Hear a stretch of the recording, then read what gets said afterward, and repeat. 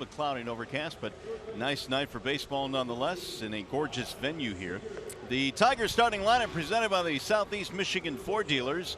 And for the Tigers tonight, Jacoby Jones, that is good news, back in there. Leading off in center, followed by Cosman Castellanos.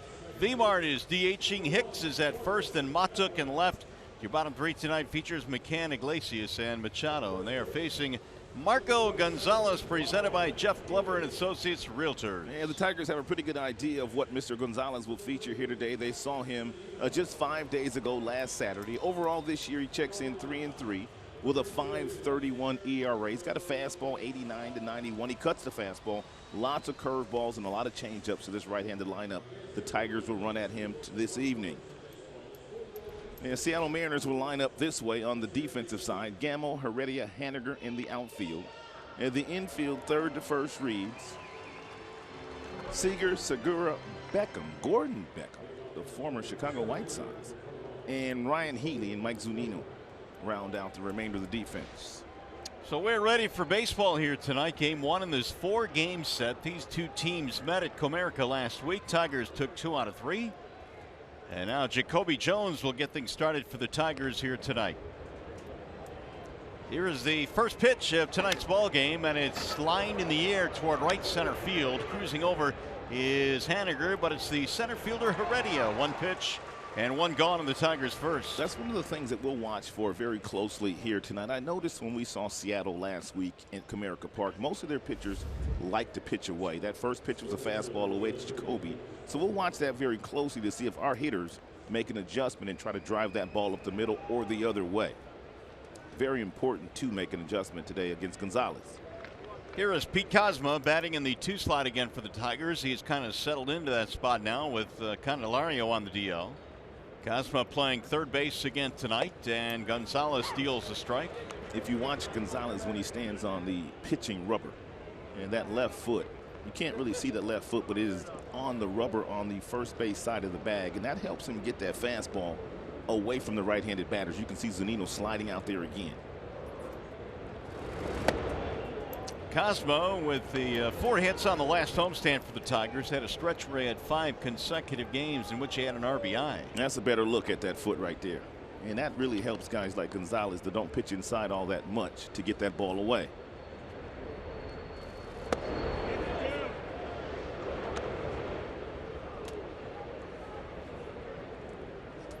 Two and one on Kozma. Castellanos will follow.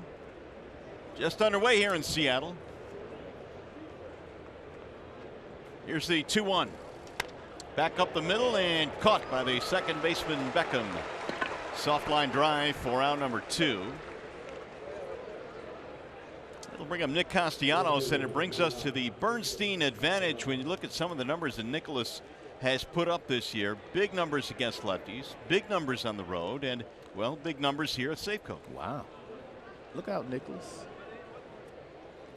Ron Gardenhire has got to be pleased with the last homestand the Tigers had. 4-2 on that homestand. It was a good homestand. Against very good competition, Seattle and Cleveland.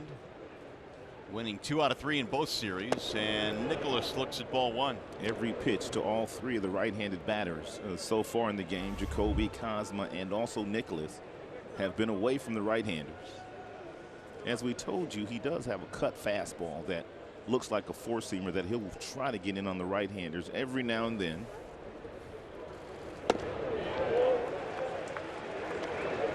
Tigers come into play tonight at 19 and 23, 2 games back in the Central, and so things are still very bunched up. Meanwhile, Seattle playing good baseball as well with Houston and LA in their division. They are in third place, 2.5 out. Here's the 1-1. Line down the left field line. It's going to be a fair ball. Into the corner it goes. It is dug up there by Gamble. Nick going for 2, and he is in there with a double. Castellanos hustling into second base with a 2-out 2-bagger. And Gonzalez finally tried to get inside against Nicholas Castellanos, and you know that what they say about rats. You can't sneak a fastball by a rat. Cheese by a rat, excuse me, and that's an 88-mile-per-hour cutter turned on by Nick. Nick just kept running. Gamble got over there and made a nice throw to second base, but a real hard slide by Nicholas allowed him to slide in there with a sliding double. This has been a hallmark of a Ron Gardenhire ball club. They're very aggressive on the bases, and it appears that Seattle wants to challenge this. I thought he got in there. Well, it looked like he did hit the bag rather aggressively with the one leg, and it did look like it came off the bag momentarily, but I did not see him come off, but apparently Seattle did. Oh, right there, maybe? No, I can't. That looks like his leg is still on the bag there a little bit, maybe. I can't really tell from that angle whether it comes off totally. This can tell us. Yeah, this will give you a better look. Oh, my goodness. I don't know. I mean, his pant leg is baggy, and that baggy part of the pant leg might have still been on the bag. That last shot was a great close-up of the slide by Nick. Early challenge here for the Mariners. This is the type of play that gets challenged more than any other play. This particular play right here. Guys coming off the bag, and then guys holding that tag on guys where they come off the bag momentarily. But I don't think, Mario, this is not what instant replay was meant for. Absolutely agree. This is not what it's meant for. And the infielders, they're taught nowadays. They're taught just keep the glove on the guy just in case he comes off the bag. Still looking at it. That was a late slide by Nick and a very aggressive slide by Nick as well. Really hit that bag hard. You don't like to hit the bag really with that much aggression with your left foot. I just don't think there's enough there to reverse this. Safe. It's a double. And they have wasted their challenge on that. You really roll the dice when you challenge in the first inning, and Seattle thought they had it, but they did not. So the Tigers a scoring chance now as Martinez stands in. Vmart the DH tonight. He will bat righty against the lefty Gonzalez. It'll be nice to see the Tigers get on the board first here tonight in Seattle. Tigers are 2 games above 500 at home, but 4 under on the road. They need to play a little bit better on the road. Swing and a miss, 0-1. Martinez in the throes of a pretty good slump right now. Vmart is 0 for his last 19. And the average because of that is down to 222 coming into play tonight.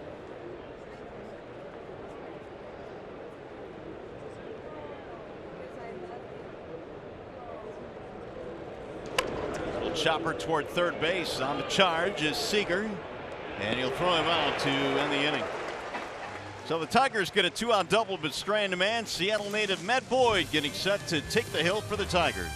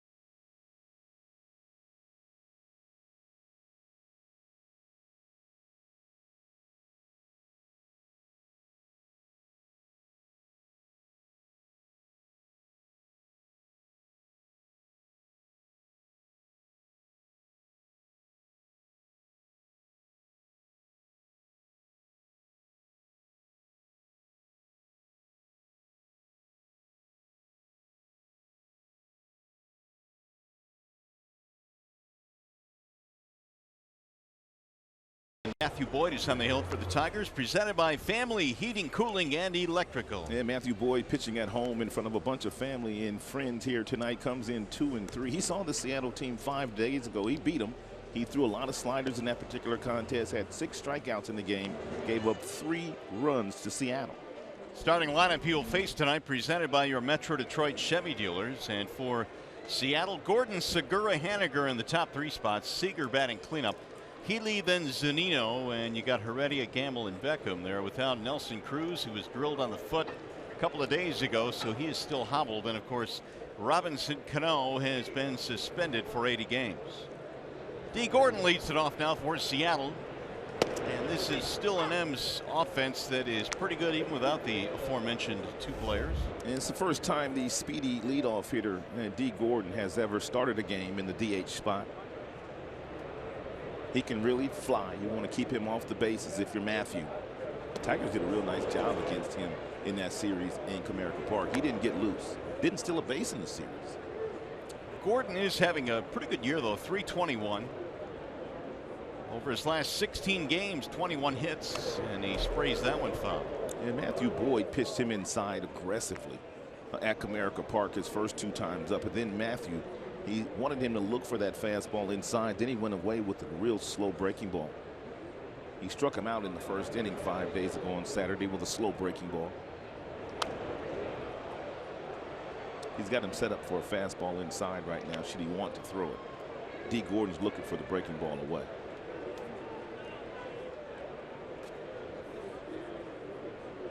James McCann behind the dish for the Tigers here in game 1. Soft roller foul, third base side. Matthew Boyd said that he really enjoys throwing to James McCann. Very seldom will he shake off the Tigers catcher. Has a lot of trust in the preparation that McCann puts in before every start.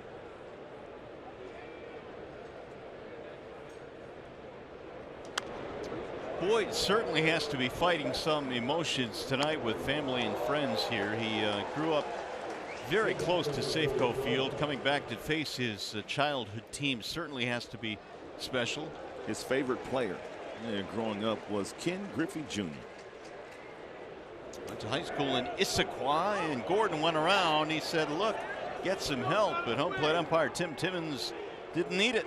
Take a look at this last delivery right here, Mario. You were telling me about this, that Matthew Boyd was doing this in the bullpen. You alerted me to this.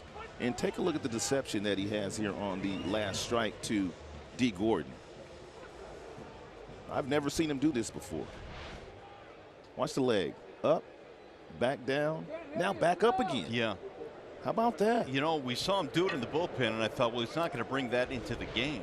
It must be some kind of timing mechanism in his bullpen, but there it was. That is something that Chris Bosio talked about in spring training, that he was going to start to do some different things with some of these guys as far as deception to make sure that hitters stay off balance. And that and the fact that he just saw him last Saturday. So there must be some kind of adjustment. And he, I don't believe, did that at all last Saturday. That little hesitation move. 1 ball, 1 strike on Segura. 2-1. Fastball up at 91 miles an hour.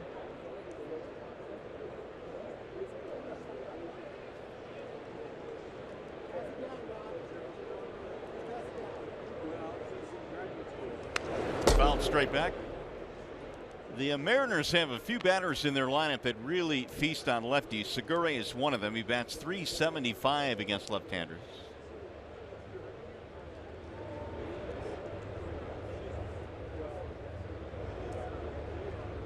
Two balls and 2 strikes, 1 gone, no score. Swing and a miss, and another strikeout for Boyd. He has fanned the first 2 batters. Well, at this rate, he will not lead this defense that I'm getting ready to tell you about. In left field, they got Montook, they got Jones, and they got Castellanos in the outfield. In the infield up the middle, they've got Iglesias and Machado. On the corners, they've got Cosma and Hicks. And James McCann is catching here this evening. Matt Boyd is on pace to strike out 27 batters tonight. Here is Mitch Haniger. Haniger, another one of those guys that likes to punish left-handers. He's got some real good numbers against lefties. Be careful with him. having a real good year overall with 10 homers and 32 driven in. Roll to third base. Easy play there for Cosma, and an easy 1-2-3 inning for Matthew Boyd. One in the books here in Seattle. No score.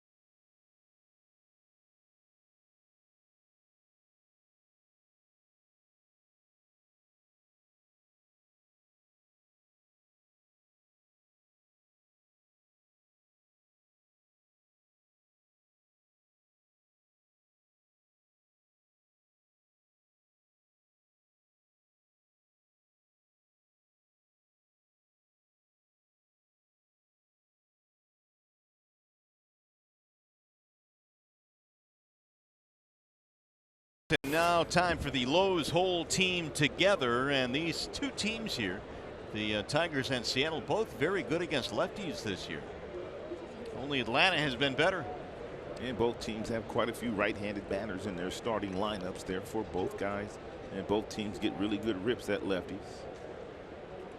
Here's John Hicks. He'll get things started for the Tigers, and Hicks waves and misses 0-1. Big John 6 out of 12 against Seattle in the series that was completed last week at Comerica. He was really going off offensively, making the most of his chance to play first with Cabrera on the DL.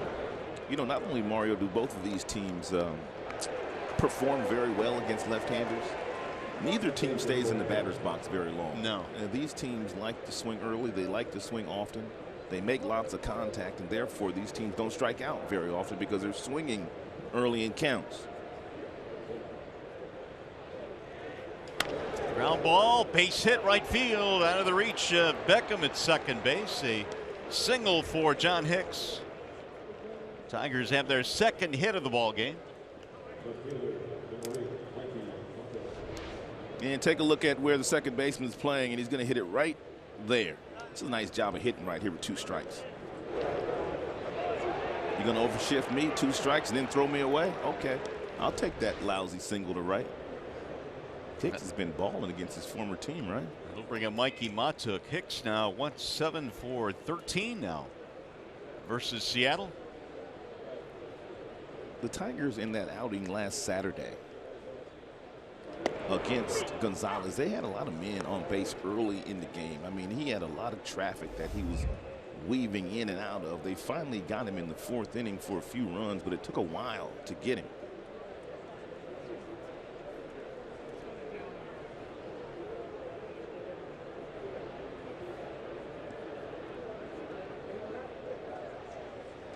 Wave and a miss, and the count 0-2 now on Matuk. Mikey starting in left field today with Jacoby back out there in center field. 5 hits on the homestand for Matuk, who started the year with the ball club and then was sent down to AAA Toledo for several weeks. Yeah, Mikey had a slow spring, and he started the season in a little bit of a slump. Mikey really performed so well down the stretch last year for the Tigers. Well, the left field job was his. And when he went to spring training, and it was also his. And when the Tigers started the season against Pittsburgh.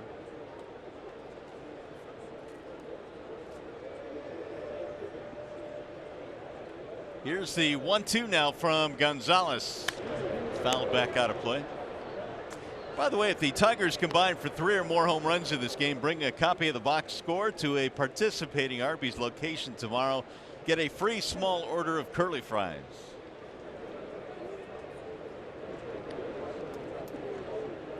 Matuk still looking for that first home run of the year. He did show some power last year. He hit 12 last year. And he hit 3 more down in Toledo this year. That one missing up and in close. Back-to-back four-seam fastballs inside to Matuk. One at 90 miles an hour, the other one at 91. Now more than likely he's going to go back outside with that breaking ball or that fading changeup.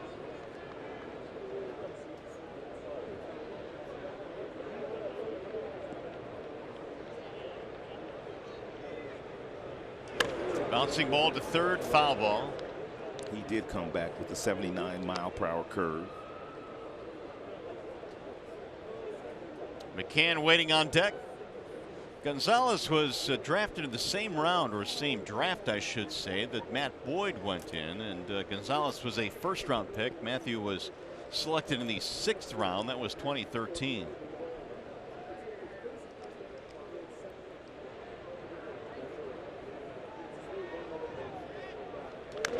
Fouled off. I also was a 6th round draft choice out of high school. They give you a little bit more loot these days in the 6th round than they did back in them days. A little. A little. Cardinals drafted him in the 1st round, and Boyd by the Blue Jays in the 6th round. But when you look at the stuff that Gonzalez has, it's not, I guess, pure stuff that you would see going in the 1st round, is it? No, it doesn't equate to be that kind of stuff. 2-2 on Mikey.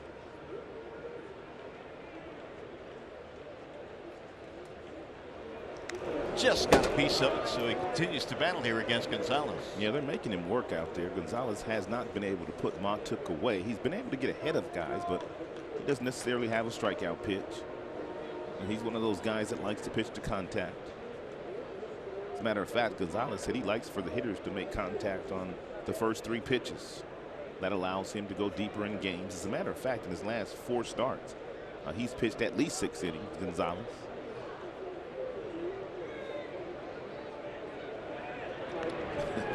Little courtesy dive back there by John Hicks. Hicks a leadoff single here in the 2nd. Tigers got a double in the 1st, but failed to score him. It came with 2 outs.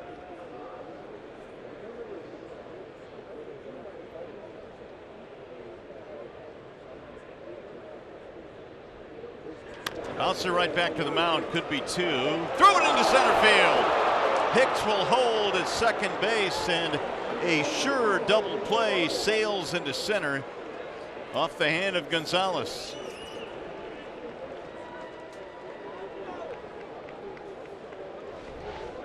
And Gonzalez looked like he was going to make a good throw to Beckham at second base and just airmailed him. That ball just tailed on him, and the Tigers are in business now. Runners on 1st and 2nd with nobody out.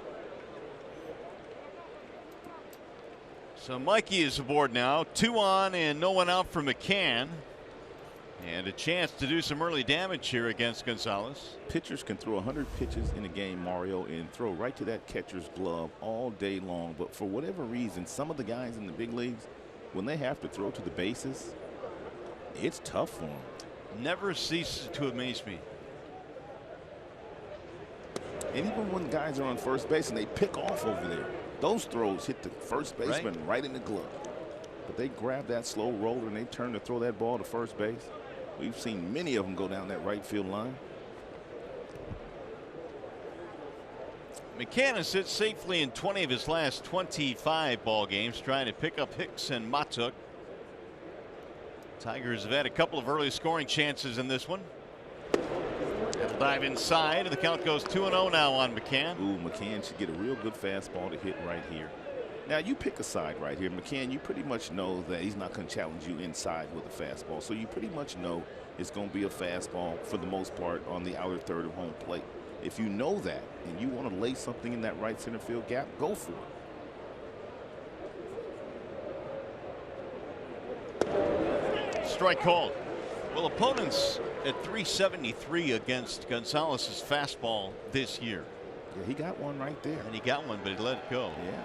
2-1 fastball, 90 right at the knees.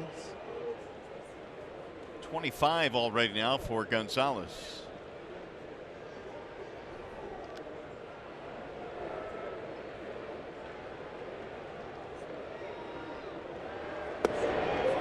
Three and one. I guess Dave Clark at third base is not afraid for McCann to turn on one of them fastballs. Look where Dave is.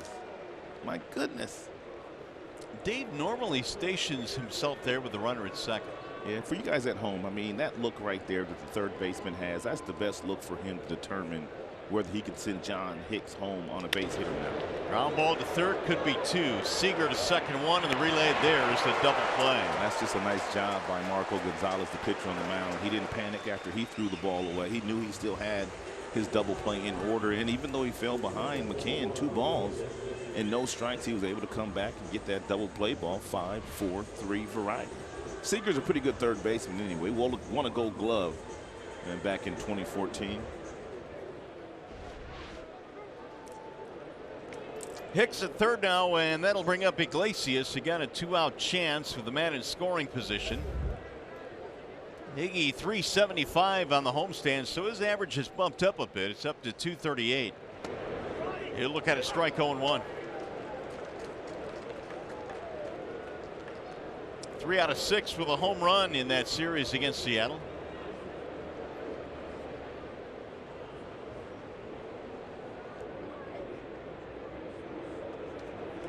Grounded foul, now 0-2 on Iglesias.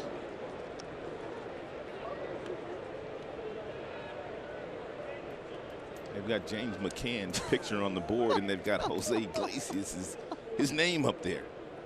Well, I will say this. A lot of people call me Rod and call you Mario. So isn't that amazing? It can happen. No, that's amazing to do. Stunning, actually. I mean, as much as it happens, that's amazing. That is pulled foul by Iglesias. I got in the elevator. We are intertwined at the hip. I got in the elevator after the last game of the homestand. A bunch of people in the elevator. I walk in. Rod, how you doing? Great job tonight, Rod. I said, I'll tell him that. Oh, you're Mario. That's amazing.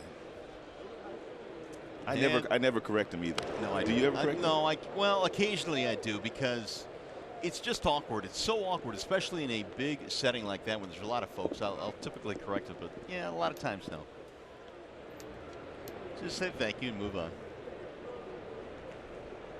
Meanwhile, Iglesias giving Gonzalez a battle here. Again, here is the 0-2. Bouncing ball short, should get him out of the inning. Segura in time. The Tigers strand a man. Good scoring chance goes by the wayside.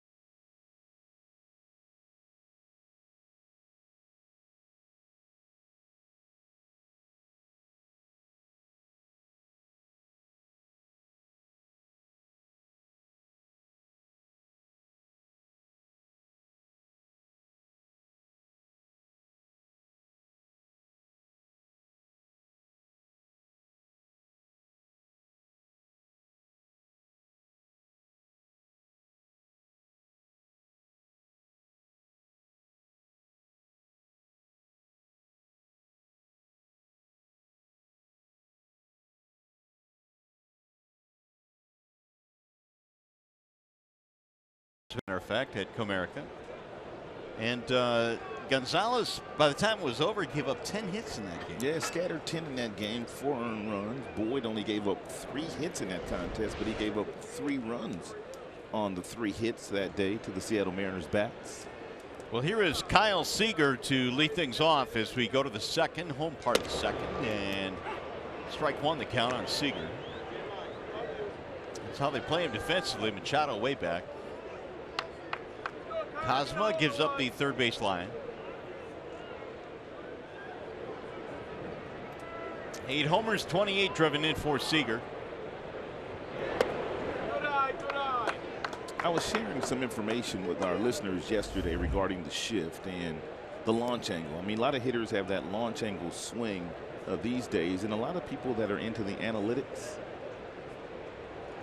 they take the players.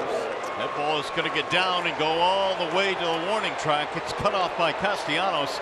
Seager is on his way to second with a double. They take the players and they put them all to the pull field because they said even when a guy that has that launch angle swing tries to hit the ball the other way, it's not on the ground, it's usually in the air. And Seager hits a big double right here against Matthew Boyd. That's a breaking ball at 80 miles an hour that lands right in his happy zone. That ball ripped into the gap. Nicholas able to cut it off, but not able to throw Seager out. That breaking ball not well located by Boyd. And Seager slammed it to the gap. Here is Ryan Healy. This much I can promise you. At some point in time during the course of this game, if Matthew continues to throw all the breaking balls that he did 5 days ago, Seattle will make an adjustment. And then it will be up to Matthew Boyd to make an adjustment to whatever they're going to do to get against him.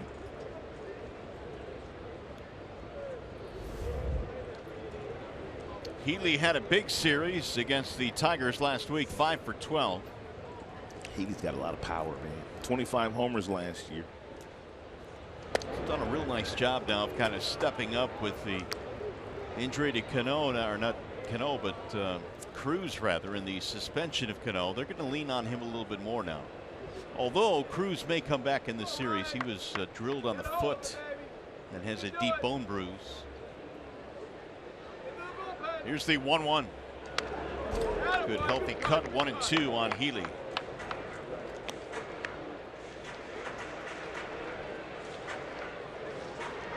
There is Nelson Cruz, who is only watching the action here tonight. And they really need Nelson Cruz to get healthy, and not only get healthy, but start to produce the way that he's produced his entire big league career. He hasn't had a good start to the season, but now with Robinson Cano being gone for 80 days, they need Nelly to step up. Healy down on strikes. Boyd takes care of him. 1 gone.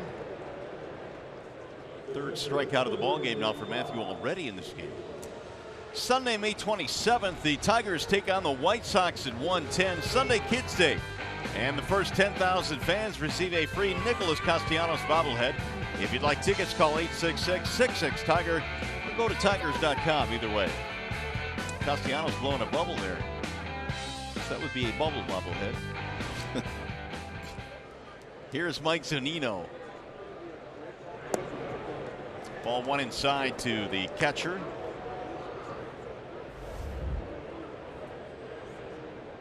Yeah, you got to be careful with Zunino. The batting average is low, but he's got a lot of power.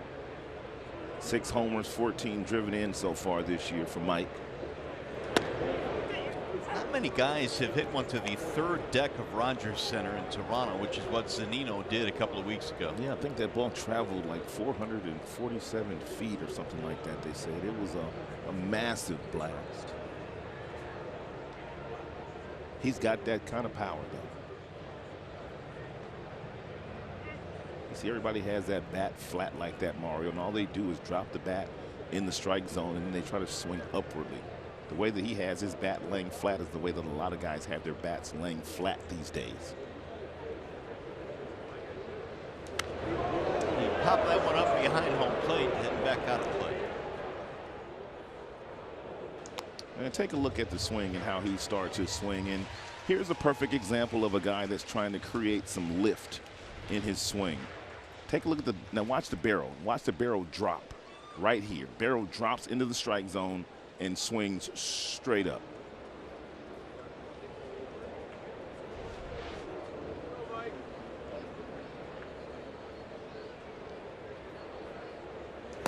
So I'm wondering with this launch angle now, and the way guys are trying to hit the ball out of the ballpark, if the next generation of hitters will be concentrating on that, or if this is just one of those fads in baseball. It's here to stay, Mario. They're teaching in the minor leagues now. Wow.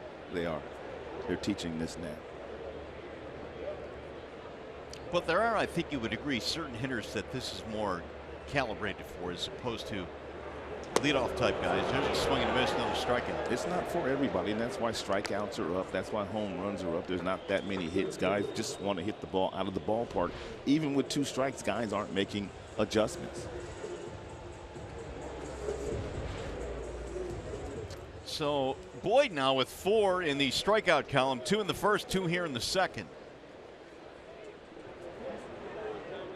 I mean, I even saw a commercial with the shortstop, Carlos Correa, swinging in a tee. And then they show like this little computer thing that's measuring how far the ball goes, the launch angle on it, and the hit exit velocity. And if you're watching Carlos Correa and your kid at home do this on TV in this commercial, guess what? You're doing it. Hey, Dad, I want one of those things. So you're of the belief that analytics is really at the forefront of this launch angle? Absolutely. That'll miss inside. I mean, there are several guys that have simply changed their swings, man, just to hit the ball in the air. I mean, you watch it on a daily basis, and it drives some hitting instructors crazy, especially when you got a little guy that's trying to do it. Yeah, I mean, take D. Gordon for example. And this is not something that would benefit him. No, he makes his money on the ground. He's got world-class speed, so he should never try to adopt a launch angle. There's a base hit to left field that'll get a run in. Seager rounding third and scoring. And it's a clutch 2-out knock for Heredia. And the Mariners lead 1-0.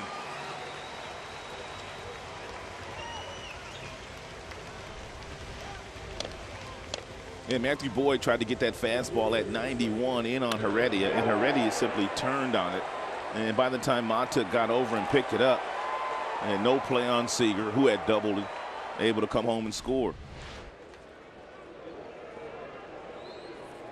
1-0 Seattle, and here is Ben Gamble now with 2 outs.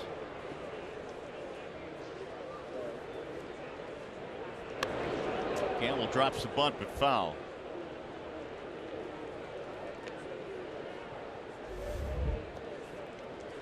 .194 this year for Gamble, but he as well has some power. He hit 11 homers last year in limited time.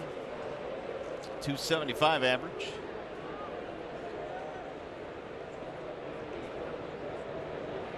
Yeah, Gamble had a multi-hit game yesterday. Has not hit a home run yet this season. Slice toward left field. It's a foul ball. That could have been trouble, but just a couple of inches foul.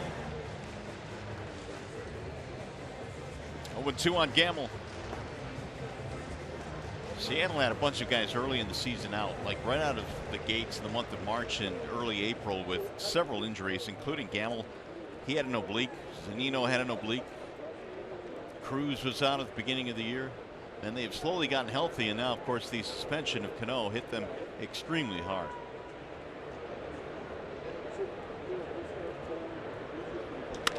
There's a base hit to right field. Heredia hits the bag at second, going to third. And it'll be a single for Gamble. A couple of 2-out hits for Seattle. Left-handers really have not been able to do much at all this year against Matthew Boyd. He came in this season, left-handers batting only .121 against him, but he's given up a couple of hits already in this game, in this inning, as a matter of fact, to lefties.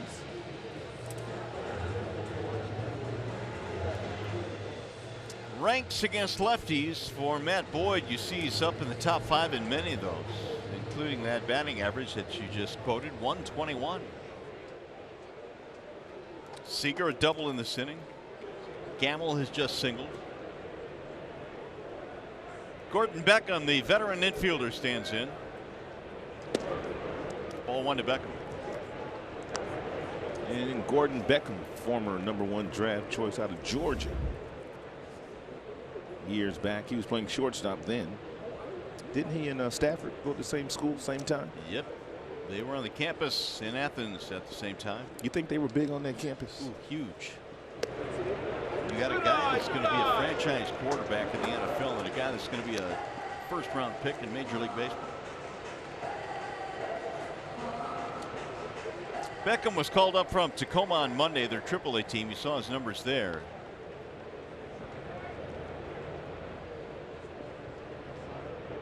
Here's the 2-0.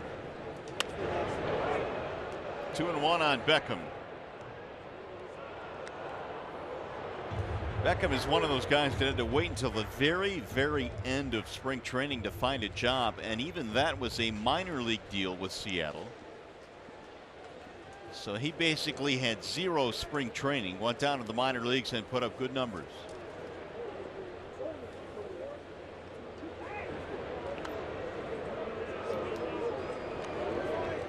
Boyd cruised through the first inning, but now he is scuffling a bit here in the second. They are making him work. Yeah, it looked like he was going to get out of the second frame as well. After the leadoff double, he struck out the next 2 hitters.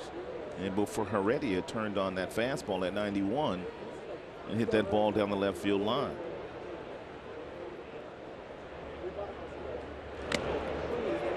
Two and two. It's a nice pitch right there by Matthew Boyd in a fastball count. He pulled the string on Beckham, knowing that Beckham would be sitting on the fastball. We saw a lot of uncomfortable swings for Seattle the first time that Boyd faced them. We're seeing a few more here in this game, although they have put together 3 hits here in the second to take the lead. And Boyd wants the backdoor breaking ball here. Started off the plate. Runner goes and is pulled foul. Hard hit ball down the left field line. And that one didn't get to the corner. That was almost too much plate there for Gordon Beckham.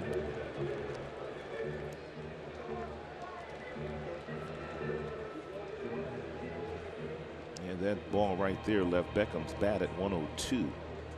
And after you get a guy 2 strikes, you don't want to give up that kind of hard contact.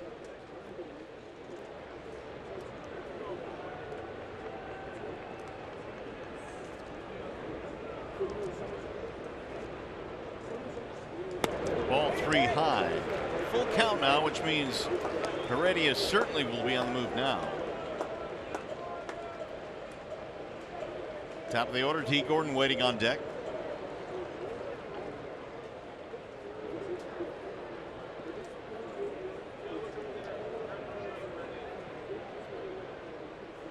And he walked in. Ball 4. That will load the bases. Let's take a look at our Bell Tire pitch by pitch. D. Gordon also struck out against Matthew Boyd last Saturday, and when he led off the game against Matthew, and he struck out against Matthew in his first plate appearance here today.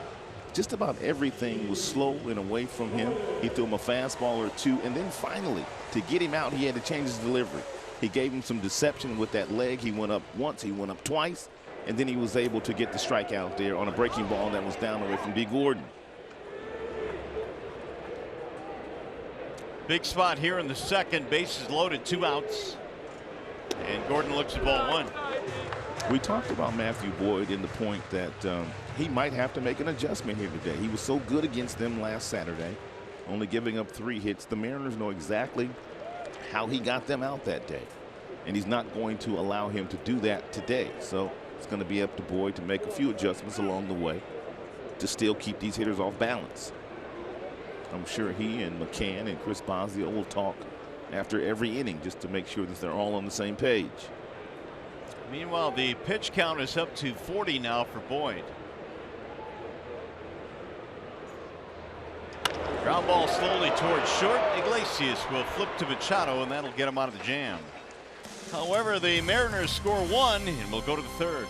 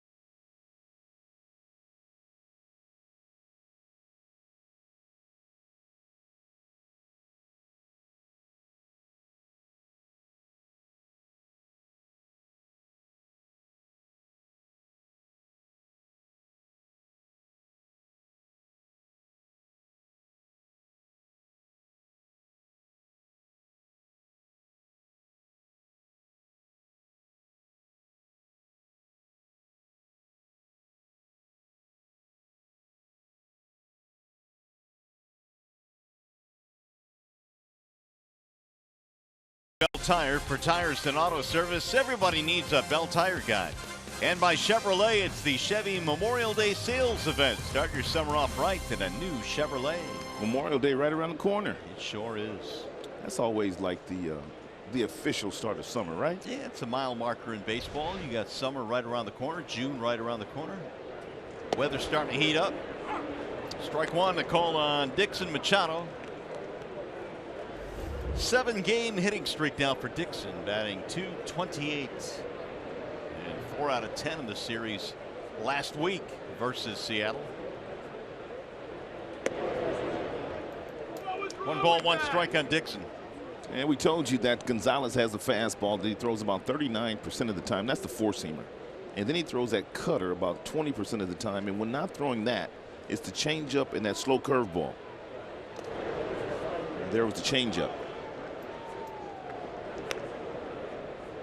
Pretty good with the first pitch strikes today through the first 9 hitters, 7 and 9. It's always a nice recipe for success.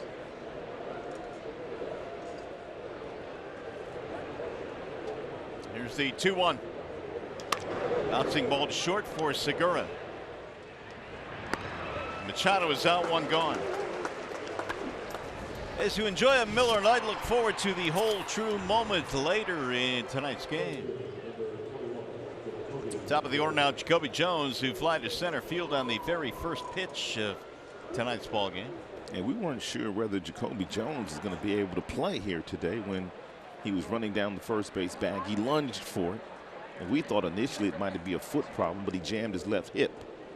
But apparently it was more of a scare than anything. I was talking to Jacoby during batting practice, and he says he didn't even realize that he lunged for the bag as much as he did yesterday. You know, I wonder how many guys really that happens to, where they don't realize what they're doing. I mean, you're smelling that hit, and you're running down that line, and you're just trying to get to the bag as fast as you possibly can.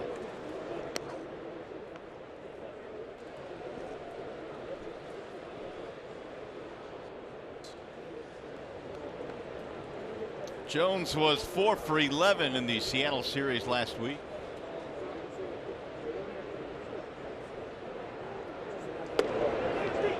Strike called, and Jones didn't like it. That's the first time he's thrown that cutter inside for a strike.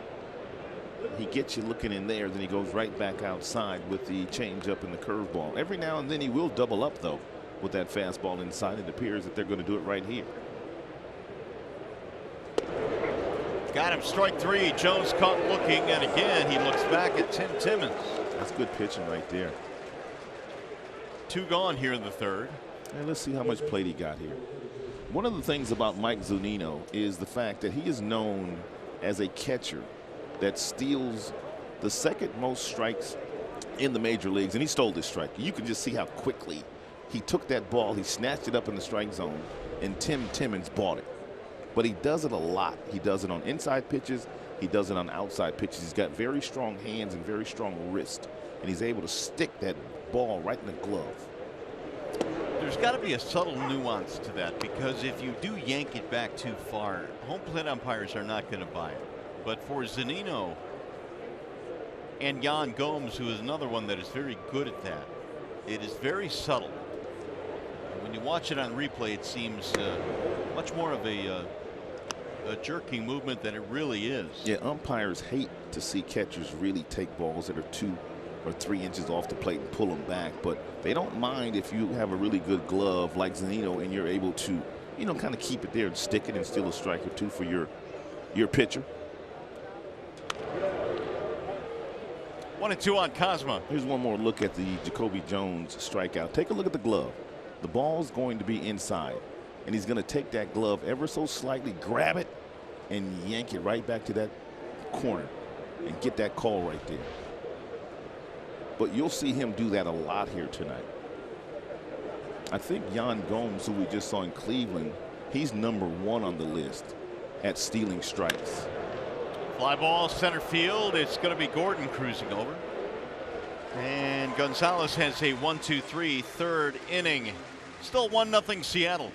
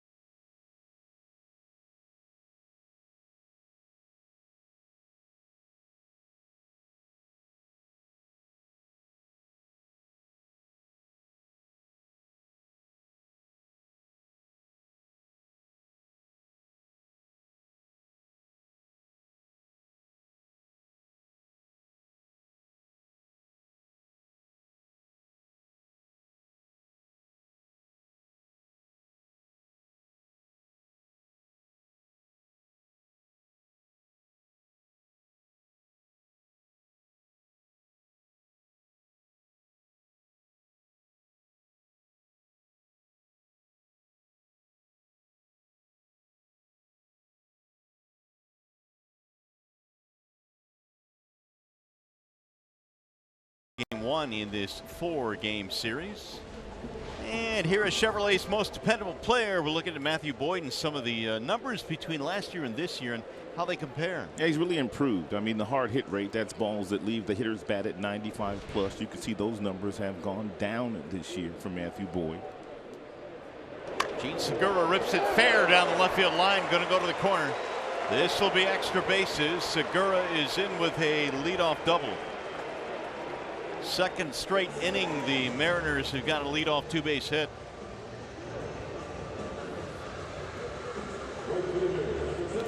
Double of the year now for Segura. We'll bring on Mitch Haniger, their number 3 hitter.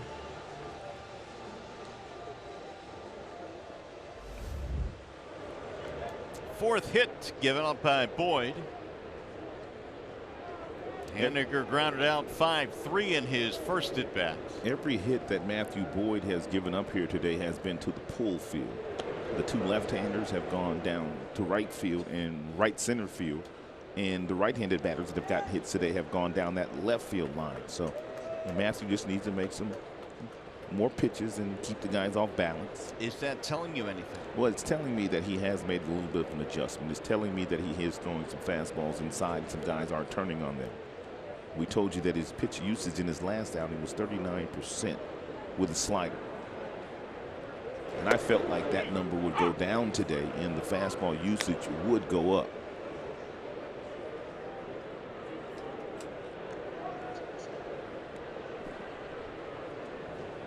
Haniger has power, 10 home runs. He bats .380 versus lefties.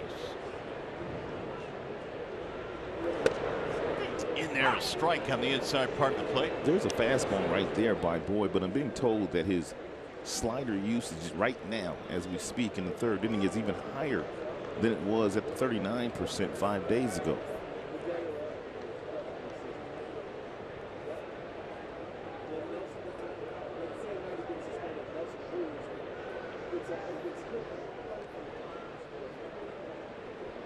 The 1-2.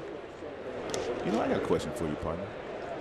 Where's that 94 that we saw last year from Matthew? That 94, that 95 that we watched last September as he changed his arm slot. We really haven't seen that this year. It almost has been like it's a total makeover for Matthew. Now, keep in mind that the numbers have been great so far. Oh, yeah, he's good. He's good. So, but have you seen it? No, I haven't. And I've asked that, especially in spring training, too. Nice driven to right center field. It's going to get down. Driving another run. Haniger gets it done, and he will drive in Segura to make it 2-0.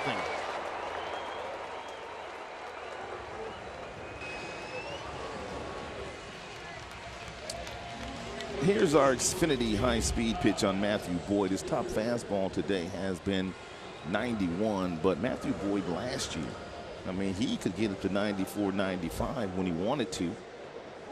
And that was another off-speed pitch that was lined in the right center field there. So I just think that Matthew just needs to make that adjustment and kind of figure out what Seattle's doing and before this one gets away from him.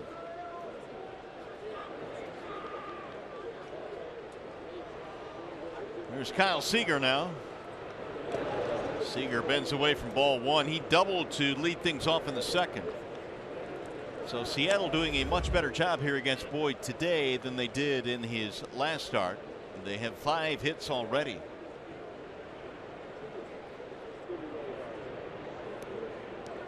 Scott Service, the skipper of the Mariners. He's got a big smile on his face today.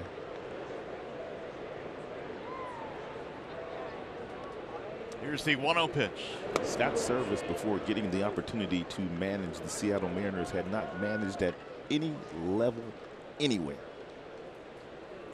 He was another one of those guys that caught in his career. So another catcher that has ascended to the major league and managerial levels. His third season, he's 10 games over 500 with this Seattle Mariners team.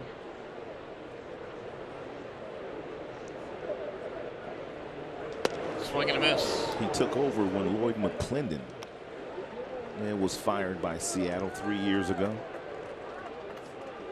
Boyd is at 50 now. Tigers bullpen in pretty good shape as we look at legendary Lloyd. He's had 2 managerial stints, one with Seattle and one with Pittsburgh. both of his gigs basically have been rebuilding situations. We did some searching on the fastball of Matt Boyd, and we're told that Boyd has topped out this year at 93. So we have not seen 94, 95. And I'm willing to bet we haven't seen much of 93 either. And Matthew's given up 5 total hits today, and 4 of the 5 hits have come on off-speed pitches. 3 sliders and 1 curveball. Up in the end, look out. Bends him out of the way. The Mariners have been hit more than any team this year. I believe that number is 24. No one in baseball has been hit more than them. I was reading an article in Scott Service. He was saying all the right things. He was saying that a lot of times these guys are getting hit with breaking balls. He was also commenting on why guys are wearing these new helmets that cover their face, because guys can't pitch inside these days. They just don't know how to do it because they really haven't been taught to pitch inside. And the hitters understand that.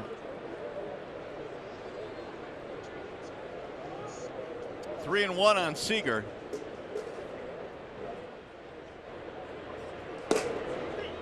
3-2. And the next team that we're going to see when we fly out of Seattle and to Minnesota, they've only been hit 7 times this year. So the most is 24. Seattle, the least, Minnesota, 7.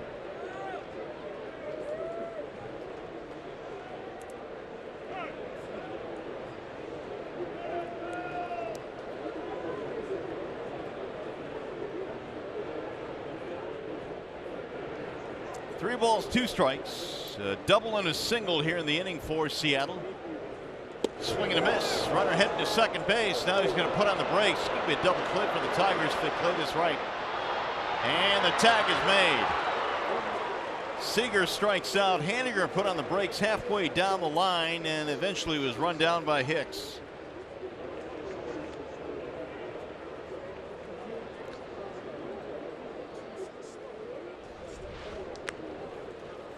Man, nice job here.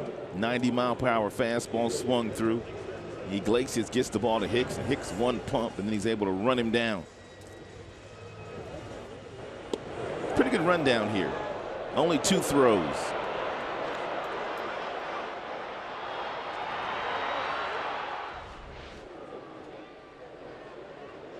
Here's Ryan Healy with 2 outs. That is the 5th strikeout now for Matt Boyd.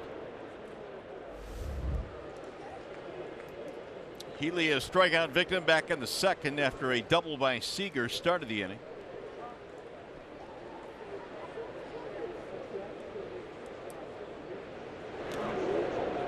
These face guards now are becoming so much commonplace that I think before too long everybody's going to be wearing them. Everybody literally will be wearing these face guards. Think about it for a moment. If it doesn't impede your vision at all, I can't even believe why you wouldn't wear it. 1-1. Pitchers are throwing harder these days than they've ever thrown.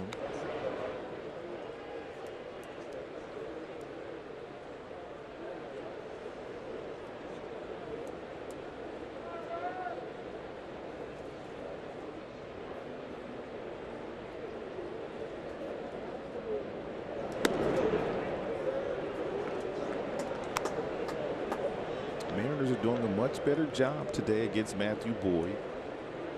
I mean, he really had their number last Saturday. Only gave up 3 hits. He struck out 6. A lot of soft contact. They've already hit a lot of balls hard here tonight against Boyd.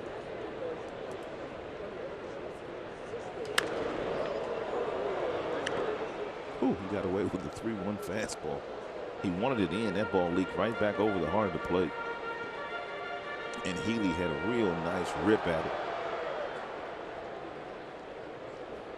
Hitting coach Edgar Martinez. He was a real good hitter. Career 300 hitter. Nearly 20 years in the big leagues. Now that's hitting. And down goes Healy to retire the side. 6 punch outs. A run in for Seattle. Tigers baseball presented by Pastime.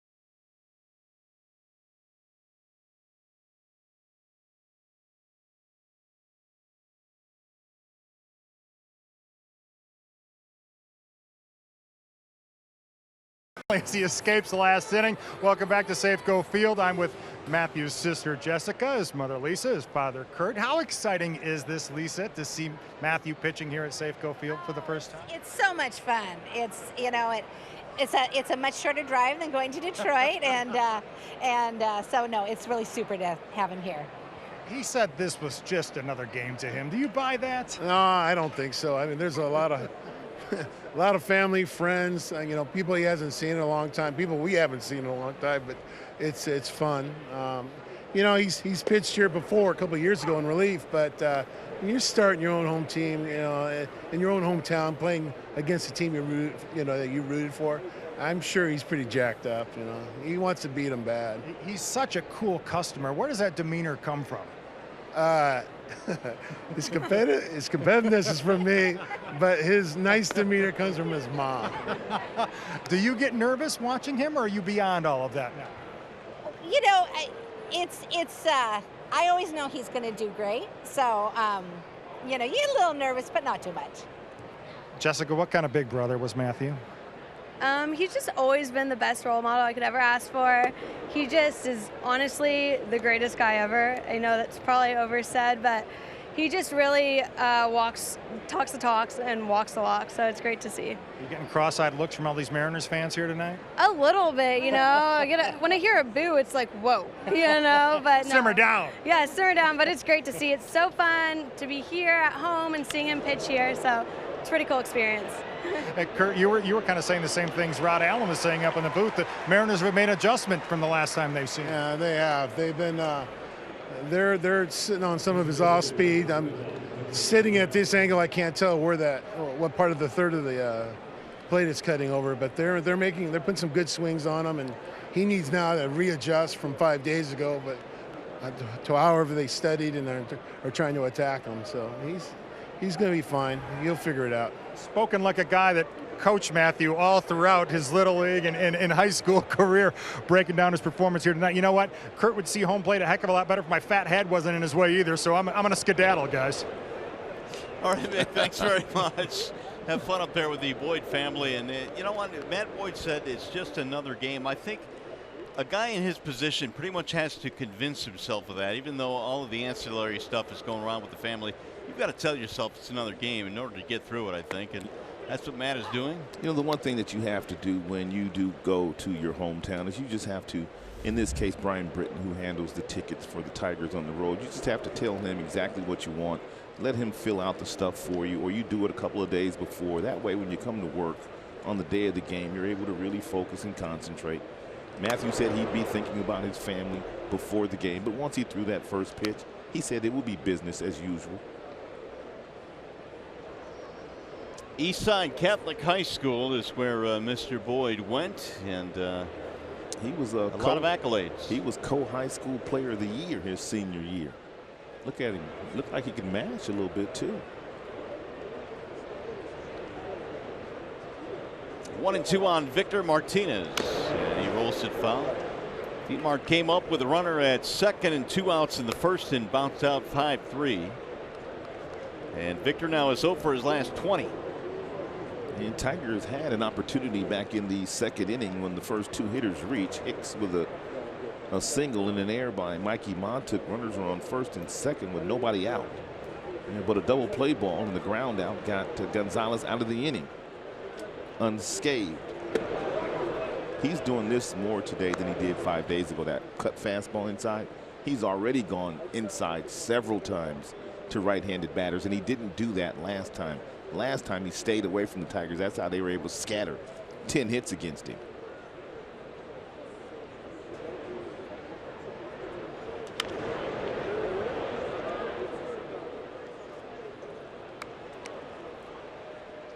Two scoring chances for the Tigers in this game. A double by Nick with 2 outs in the first. They couldn't get anything going, though, and then 2 on, nobody out in the second, and a big double play ball off the bat of McCann spoiled that threat. And then Gonzalez got him 1-2-3 in the third. Dietmar trying to get something going here in the fourth. pull to left field on a line, and it's going to drop, base hit. Victor needed that one, didn't he? Right in front of Gamble, and it's going to be a 1-out single for Martinez. Hey, the Tigers take on the White Sox on Friday, May 25th at 7:10 p.m. Stay after the game for the first post-game fireworks show of the year. If you'd like tickets, call 866-66-TIGER or go to tigers.com. Tigers put on a really nice fireworks show after the Friday games. Here is John Hicks. Kind of a homecoming for Hicks as well, who began his major league career here in Seattle. He was a draft pick of the Mariners, finally got to the big leagues, and when he did, he was only 2 for 32 in Seattle, and then made his way to the Tigers and has had much more success now with Detroit. Hicks doing a really nice job of filling in for Miguel Cabrera, who continues to be on the mend from that hamstring. Hicks is playing first base every day. Here's the 2-0. It's another fastball inside. Tigers are going to have to adjust now. We've seen a lot of fastballs inside, I'm sure. Lloyd McClendon is watching, I'm sure. Phil Clark, the assistant hitting coach, is watching. A lot of times he's inside watching the game on television. They're going right back in there again.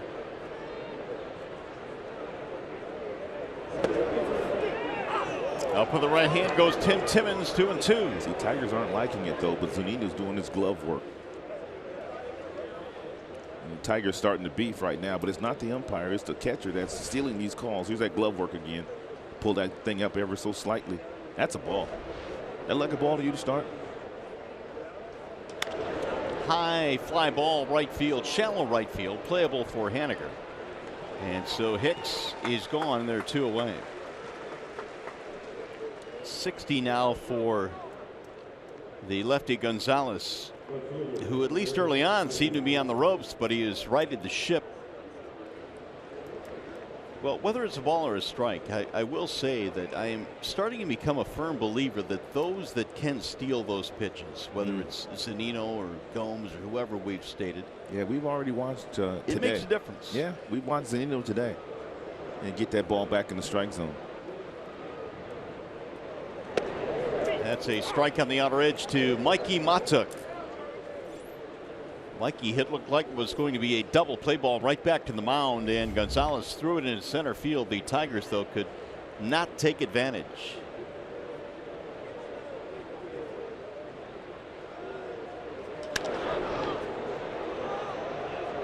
Oh, 0-2 on Matuk.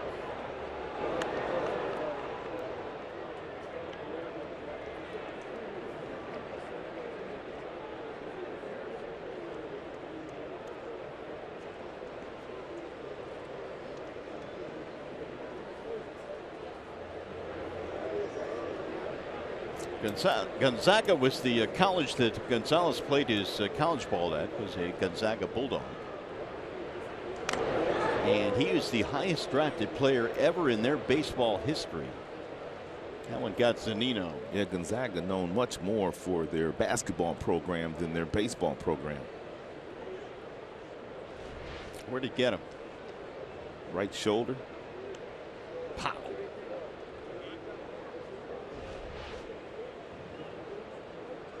Apparently the chest protector and that little elbow or shoulder pad, I should say, only does so much.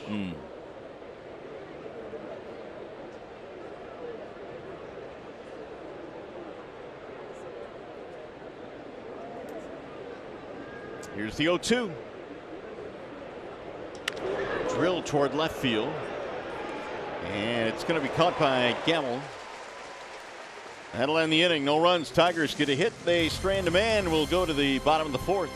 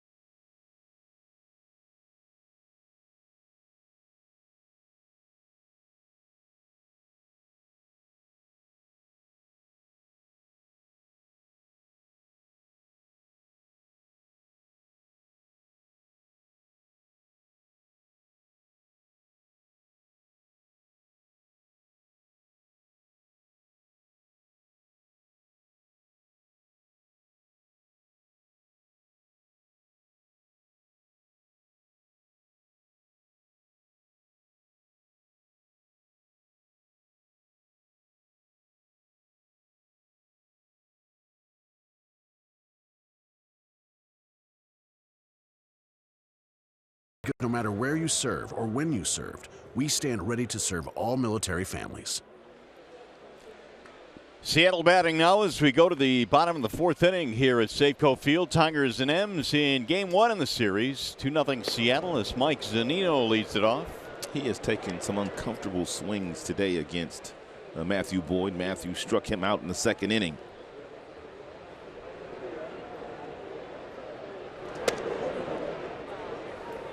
Heredia then Gamble to follow, and this is how the Tigers play him defensively. Hicks, the Lone Ranger, on the right side of the infield. Swing and a miss. Change up. If he chased that one, you might as well just throw another one out there, see if he'll go a little further and chase that one too.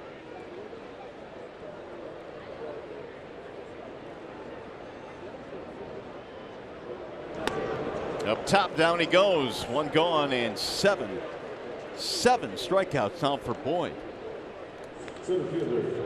He went inside with the first pitch for a strike, and then he went outside with a fastball for the second pitch, and then he climbed the ladder to finish him off. So he worked 3 quadrants of the strike zone to get that strikeout there of their catcher, Mike Zunino. Here is Guillermo Heredia. Single to drive in a run. His first at bat. He shows bunt.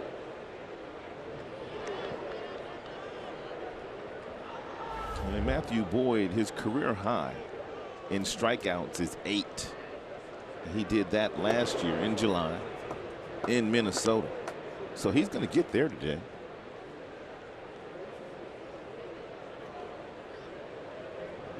And his next start will be against Minnesota. Nice little breaking ball there off the plate outside. Nice job.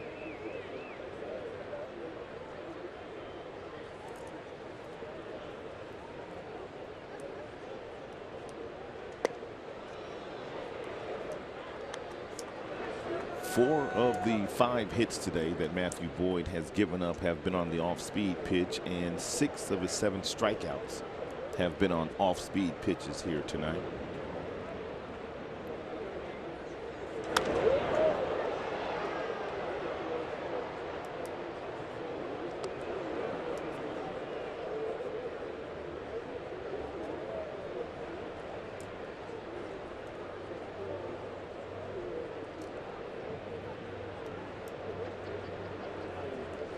They say this kid Heredia can really run, but I was looking at some of his numbers in the stolen base department, and it doesn't equate.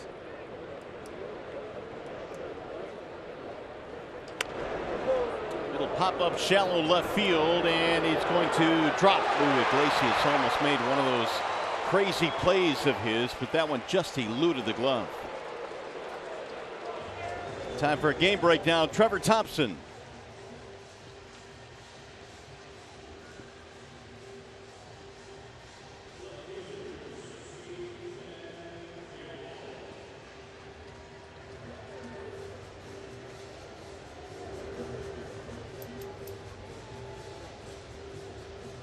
All right, Trev, thanks. That Boston Yankees run in the American League East is going to be fun to watch this year. Yeah, 2 really good teams. 2 really good offensive teams. Here is Ben Gamble now with a 1-out single standing at first base. Gamble had a base hit the other way his first time up. And Seattle now has posted 6 hits in this game. Fouled away. Boyd, the first time these 2 teams met last week, allowed only 3 hits.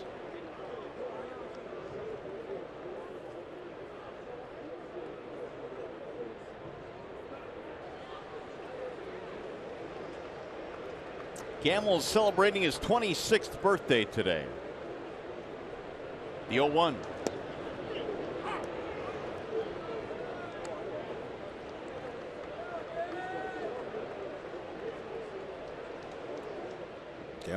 Gamble's got the show here. Flowing locks.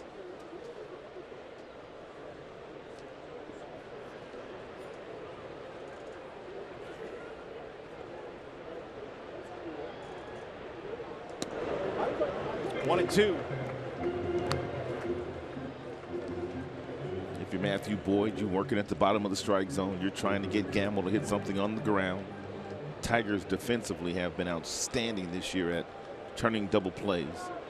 They're right at the top in the American League.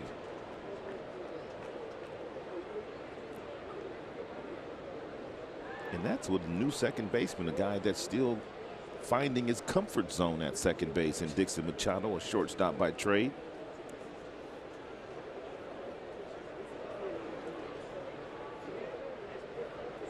Second base anchored by Ian Kinsler for quite a few years leading up to this season. Machado making the transition, and kind of a transition as well for Jose Iglesias, learning to play with the new second baseman. And while strides are still being made, Machado works a lot with Ramon Santiago, the Tigers' first base coach and infield instructor. Yes, they have a really nice relationship.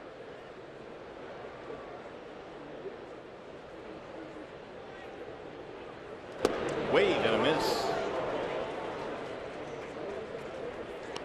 There is the 8th strikeout now for Matthew Boyd, which will tie his career high. So one more will establish a new one. Here is Gordon Beckham with 2 outs.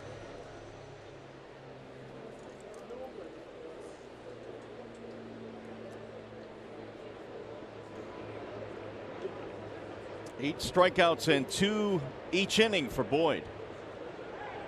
Ooh, the almost hadn't picked off, leaning the other way.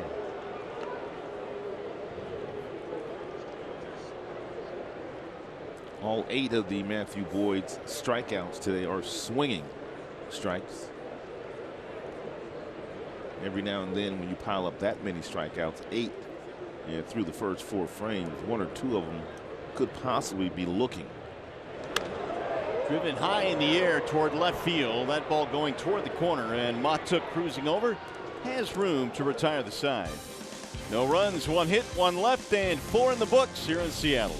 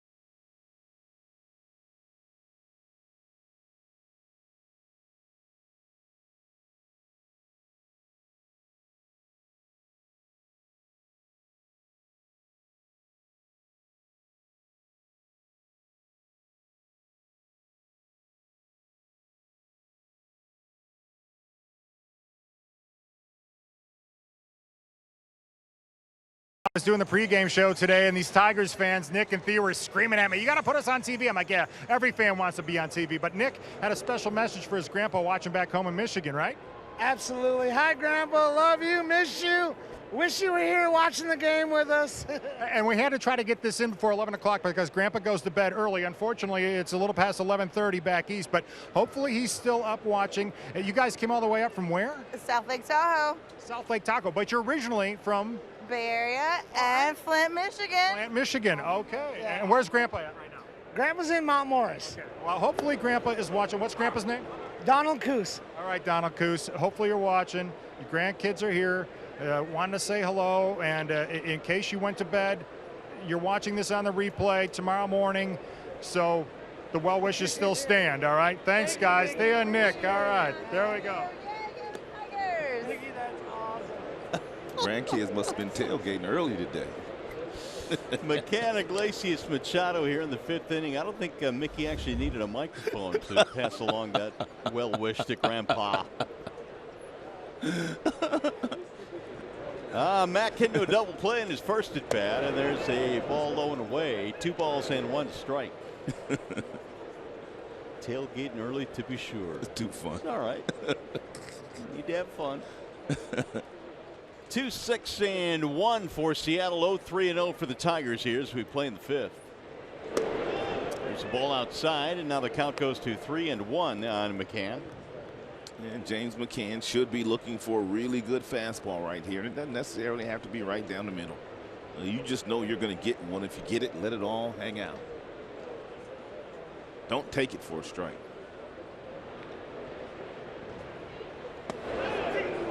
He did. Right at the knees, bottom part of the strike zone. 3-2.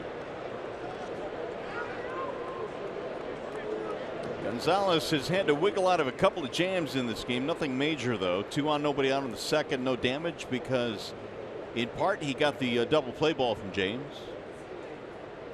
3-2 pitch.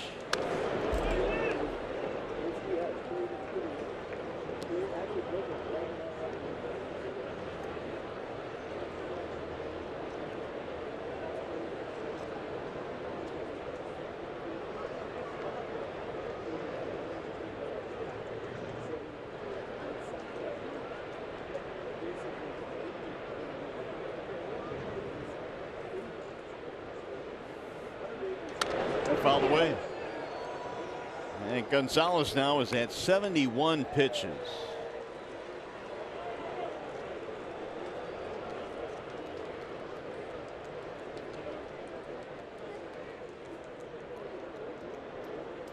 Three and 2 on James.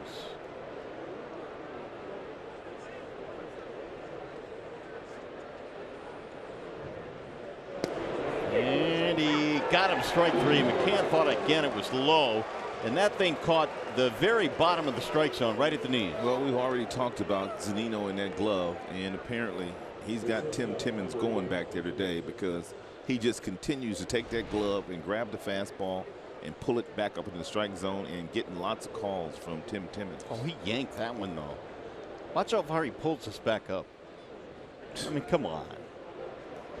You can't fault for that, Well, can you? no, you shouldn't be. You shouldn't. Unless he thought that originally it was a strike before he pulled it up. And it's only so much that James McCann can say because he's the catcher and he wants those same calls that for Matthew Boyd that Zunino's getting for his catcher. I mean, his pitcher.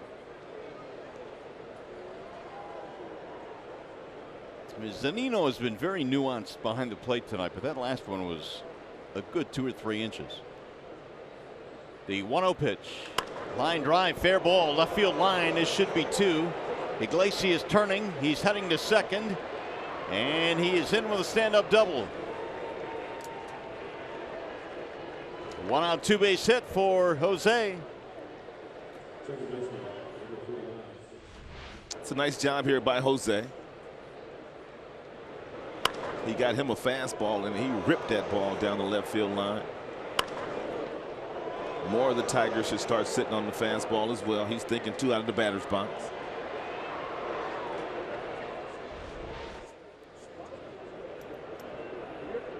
Now Machado will stand in.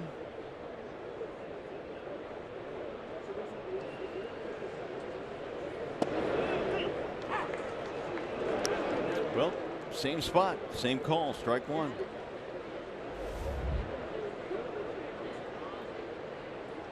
Ground out to short his first time up. 0 for 1 for Machado.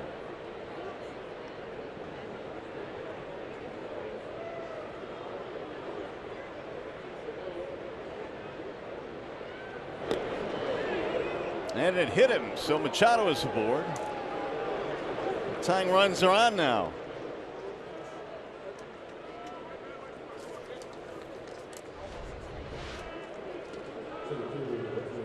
Well, you want to play with the pro? Now's your chance to play with an LPGA player at the Volvic LPGA Championship Wednesday, May 23rd It's in Ann Arbor. For more details or to enter for your chance to win, foxsportsdetroit.com. Seattle on top 2-0 here as we play in the fifth. Tigers have 2 on though, and they got the top of the order coming up. Jacoby Jones. Little chopper slowly toward third base. Seager on the charge, and he'll get the out at first. Nice play. The runners advance with 2 outs.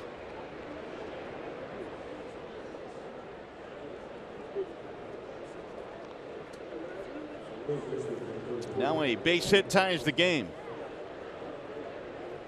Kozma, soft line out and a fly ball.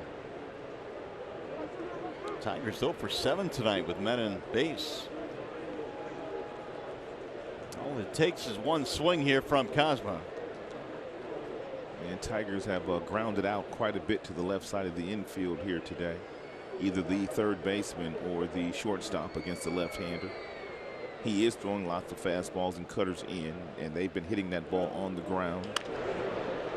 They've also hit several foul balls just like that right past Dave Clark. Tigers hitters need to just kind of make an adjustment, start thinking more up the middle of the field, start thinking more the opposite way.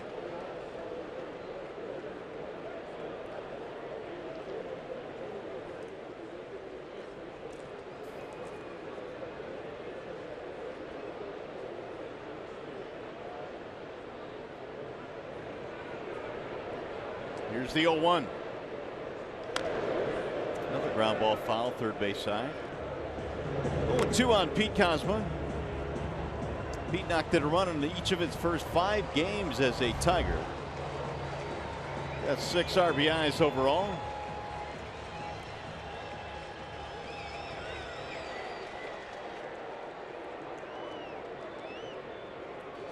Gonzalez has limited the Tigers to 4 hits tonight.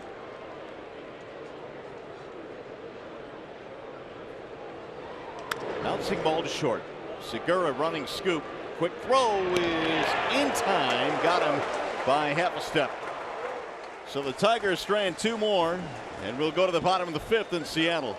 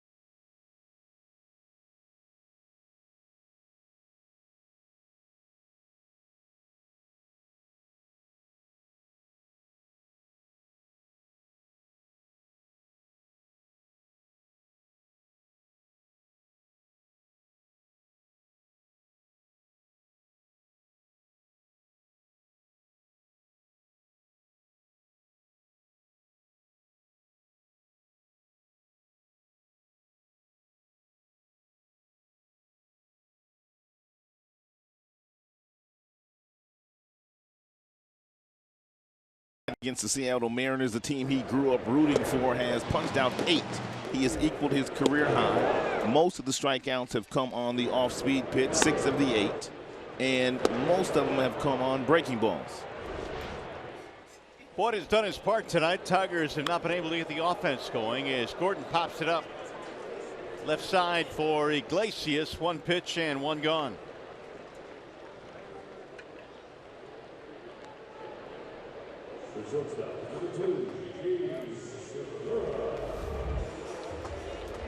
Eight strikeouts, 2 on the ground, 2 in the air.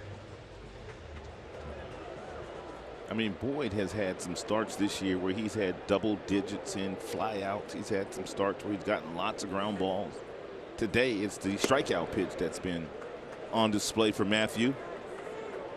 Boyd has gone at least 6 innings in every start but one this year. Here's the 1-0 pitch. That's outside. 2-0 now on Gene Segura. Double and a strikeout in this game.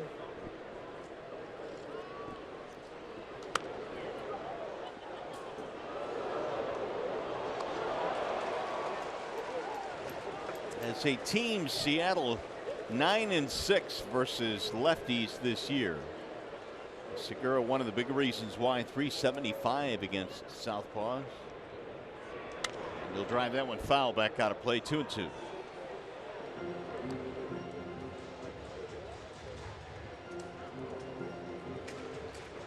Edgar Martinez. He's got his own street outside the ballpark here. Yeah, he does. How good he is. You either get a statue or a street. He's got a street. You're legit.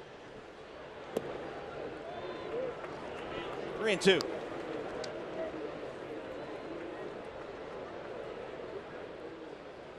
He got his own spot out there too. Edgar's. Pulled foul. Is that the place where they have the grasshoppers? I'm not sure. He's got his number retired as well up there. You gonna eat some of those grasshoppers this year? No, I was here with Gibby last year and he threw a couple at me and no. I refused. And I'll refuse again. 3-2 pitch. Ground ball left side. Diving stop Cosma. Quick throw. Got him. Cosma's got a real good glove. He's a shortstop by trade. He's played some second base, but since Candelario's gone on the disabled list, Cosma's been manning that third base position and he's been perfect over there. Segura can run a little bit, so he knows once he dives, he's got to get up quickly and then throw the ball accurately across the diamond to record the out, and he's done all of that.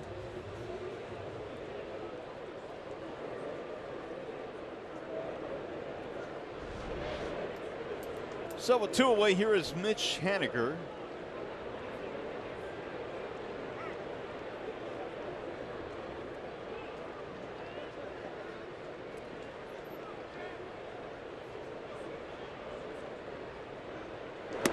Ball 1 high. Haniger with a single to drive in a run in the third.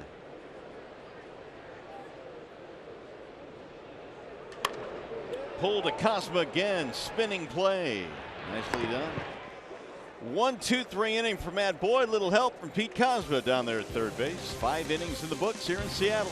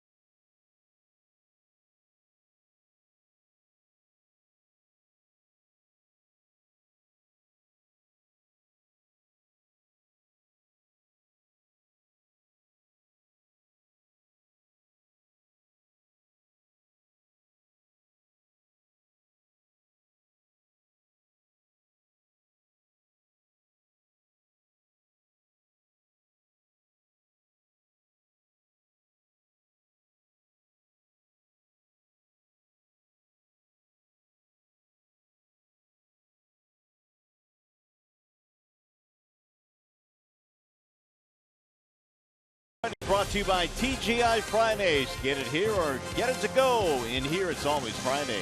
And by Sling TV, live TV you love, only better.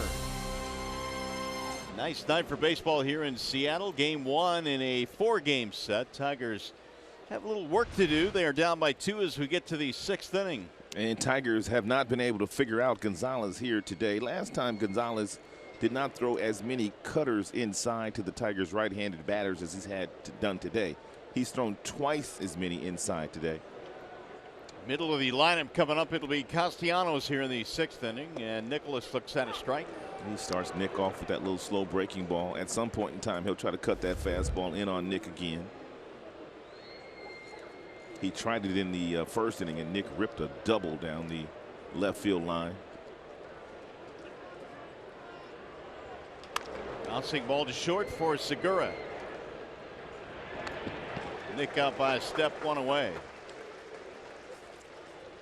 Well, if you can't catch the games on TV, you can stream them live on your mobile device with Fox Sports Go. Download the app, take Fox Sports Detroit and Tigers baseball with you wherever you go. Made available by T-Mobile.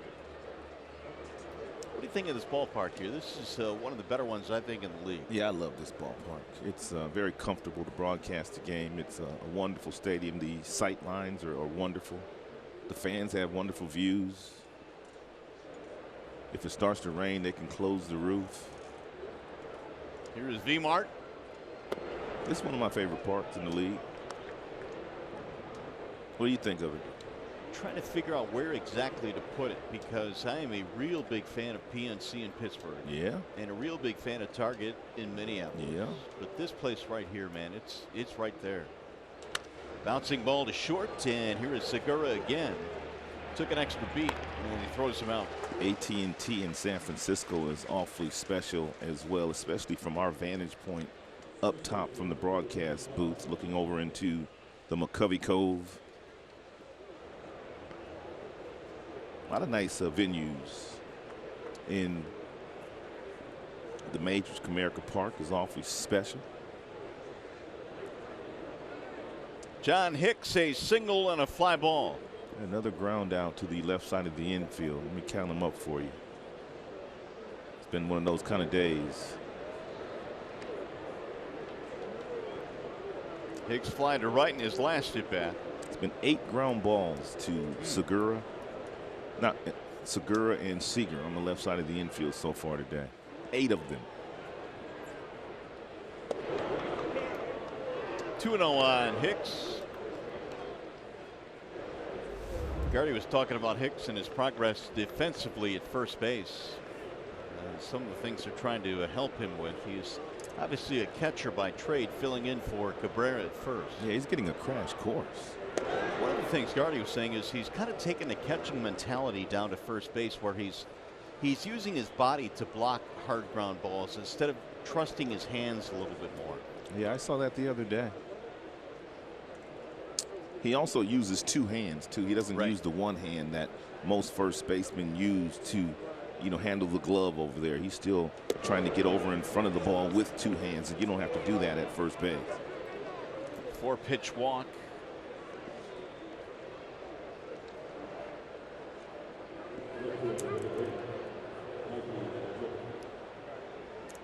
Yeah, guys, just to piggyback on what you were talking about with John Hicks, he was saying the same thing. Sometimes I just get myself crossed up, and I think like a catcher back there, just block the ball at first base. I'm like, well, look, as a first baseman, right? That's what you want to do, is prevent that thing from getting to the wall. So the mentality isn't completely off, but he admitted it's a work in process, but a work in progress, but is continuing to get more familiar with the position as he plays it each and every day. And when you look at that position from an offensive production standpoint and weigh it compared to Miguel Cabrera, look, you're never going to make up for the loss of Miguel Cabrera, but statistically from an offensive standpoint, the job that Hicks and Goodrum have done over there filling in for Miggy at first base has been pretty good. They haven't missed too much of a beat in that regard, and Ron Gardenhire saying before the game today he's absolutely thrilled with what they've been able to get out of both of those guys at that position in the absence of Miggy. Yeah, I would agree. They've done a spectacular job. The 1-0 to Matuk is a strike call. Now, Gardy said that late in his career, he transitioned a little bit and played some first base, and he said, it's harder than people think. That is a more nuanced position than people realize. So much goes into footwork. You need soft hands, cutoff plays, relays. And you also have the pitchers that are throwing over there trying to pick off the base runners. Some base runners you play in front of, some you play behind.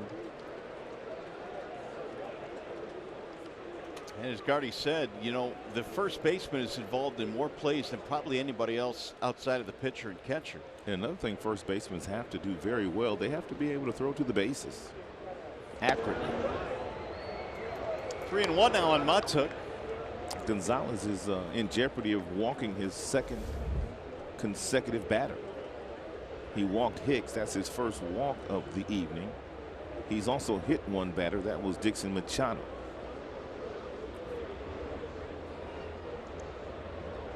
The 3-1. 3-2 now on Matuk. Tigers trailing 2-0 here in the 6th.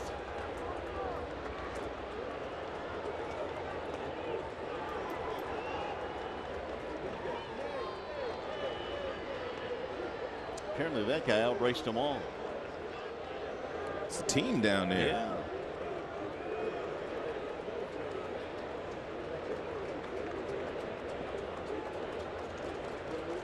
Turner goes on 3-2, fouled away. So Gonzalez now is up to 94 pitches. And Ron Gardenhire was talking about a number of different things today. Man, he's a really good communicator. If you get a chance to talk to him about baseball on the field, man, he's got a wealth of knowledge. If you Hicks, you got to make sure you don't get picked off here. The runners, catchers playing behind him. First baseman, excuse me. There's a base hit up the middle for Matuk. Hicks will go to third. And the Tigers now have him at the corners with 2 outs. Yet another chance for the Tigers after 2 were out. A walk and a single. And pretty good at bat here by Mikey Matuk. It's a fastball. It's a cutter at 91, but he was waiting for it. He ripped it right back up the middle. That's a nice adjustment in trying to get your hands inside the baseball.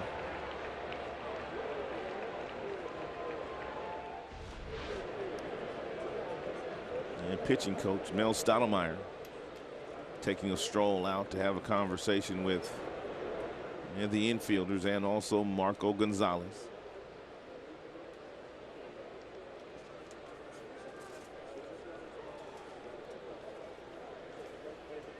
We'll celebrate the 25th anniversary of the movie Sandlot when the Tigers face the Jays on Saturday, June 2nd at 4:10. Special packages are on sale now. They include a 25th anniversary t-shirt, game ticket, and donation to the Boys and Girls Club of America. For tickets, go to tigers.com/sandlots. All right, here's McCann now with the tying runs on. We're in the 6th, 2 outs. And Mack with a double play ball and a strikeout. And the few times the Tigers have had a runner in scoring position today, Gonzalez threw a first pitch breaking ball. See what he does here to McCann.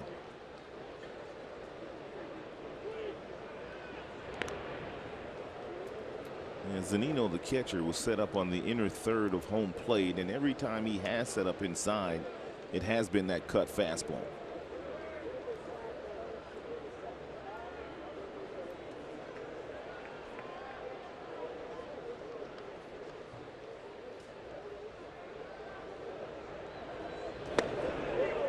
One on McCann. There's that breaking ball.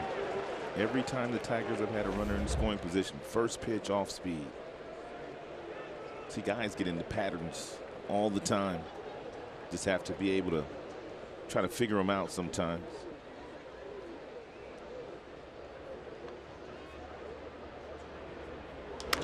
Ground ball to third. Seager deep behind the bag. And the throw gets away. A run will score. Matuk coming to third. They're going to stop him there, and the Tigers are on the board. That's a huge break for the Tigers.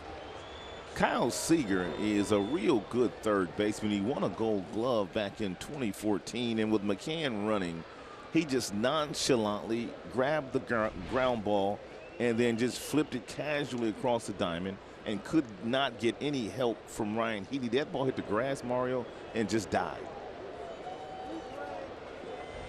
So the Gold Glover at third base, Seager, throws one away, and that's going to be it for Gonzalez. Scott Service will come out and go to his bullpen. Not only do the Tigers get a run, but now they've got a couple of guys in scoring position. We'll step aside. 2-1 Seattle.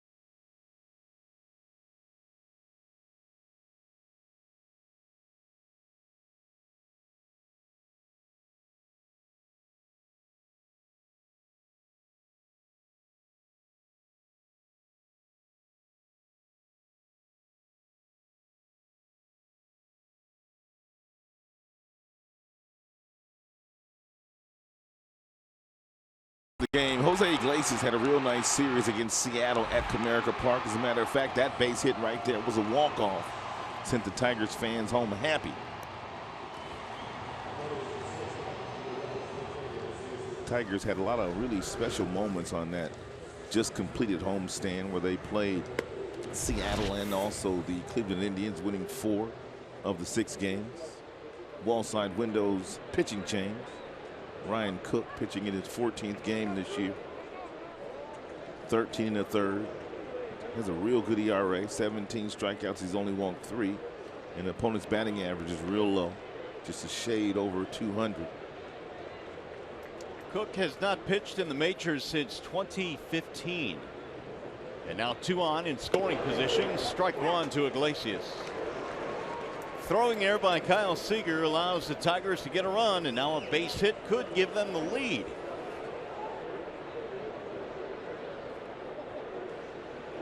Cook was with Boston and Oakland back in 2015. That sprayed foul back out of play. Also big league time with Arizona.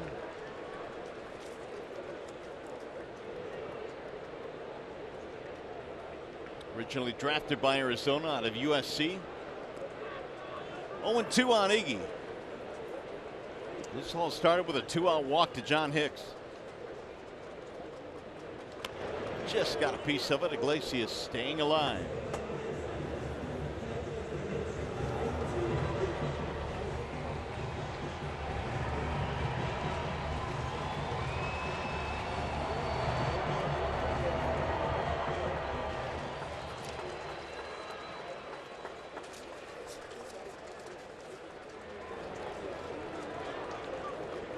Cook just got called up today. There's no literature on him on the game notes. Swing and a miss. Iglesias is out of there to end the inning, but the Tigers get a run back. They'll leave 2 in scoring position.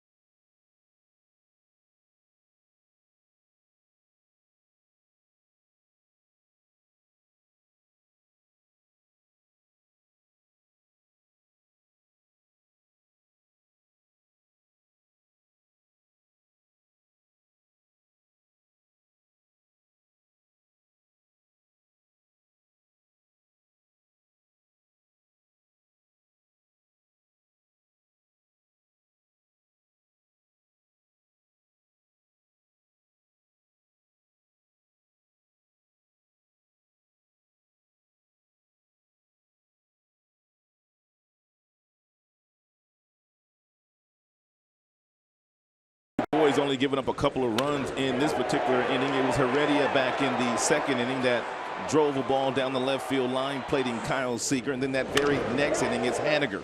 He ripped the ball the opposite way, and he drove in Gene Segura. It's only 2 runs that Matthew's given up. Matthew has equaled his strikeout high here today in his career of 8. Well, as we go to the bottom of the 6th, it'll be Seager, Healy, and Zunino against the Tigers lefty, and Matthew has thrown just 84 pitches. So see what he can do here. If he can have a quick inning, he had a quick 5th inning, a 1-2-3 frame.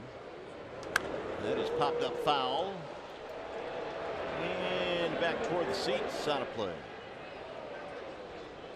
There is activity. Buck Farmer's been good. And he is starting to heat up now in the Tigers pen. Buck Farmer's got that real good changeup. As a matter of fact, Ron Gardenhire not afraid to summon Farmer out of that bullpen to pitch against left-handers. That's how good he's been lately. I think really only gave up runs in his first outing of the year. It was a rocky outing, which put his ERA in a bad spot. But since then, he's been really good. Seager a double and a strikeout.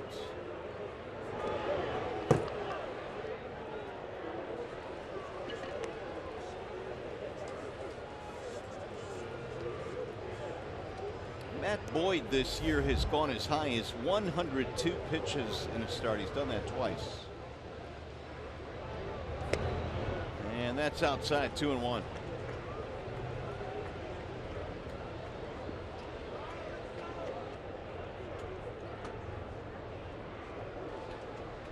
See Dixon Machado playing out in shallow right field, playing Seager to pull. Seager didn't like that call. 2-2.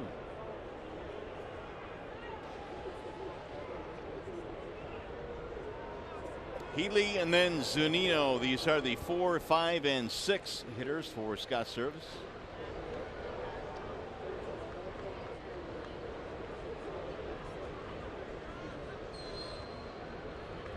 Way inside. 3-2 now on Seager. Well, Matthew Boyd has thrown his slider a lot today. In a 3-2 count here against a dangerous fastball hitter, it might be the best pitch to get another strikeout or get some weak contact, something off speed. We'll see what McCann and Boyd are thinking here.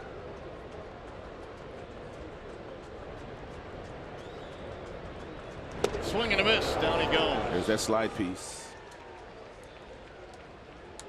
When you have as much confidence in your slider and you can throw it pretty much for a strike whenever you want to, why not throw it to a left-hander in that particular situation? You know Seager's looking for the heater.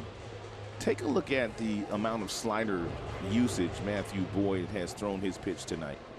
44%. The previous high with that pitch was 40%. He did that in April at Pittsburgh. So he's thrown a lot of off-speed pitches this year. And the strikeout total is 9 now, a career high for Matthew. And Hicks will catch this one. Healy is out of there, 2 gone. 6 in a row retired by Boyd. That'll bring up Mike Zunino.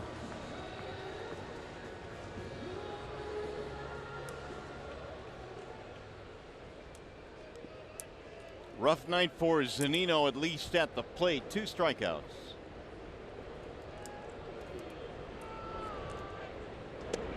Ball 1. Yeah, he hasn't looked comfortable swinging the bat tonight against Matthew at all. And Tigers are shifting him to pull on the infield.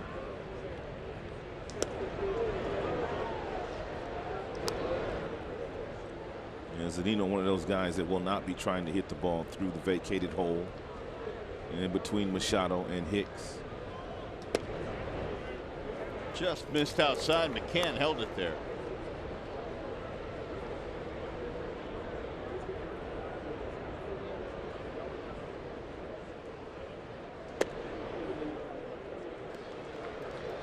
Boyd continues to work quickly. He has, as we've mentioned several times on telecast, shaved about 4 seconds between pitches from last year. He gets and throws it.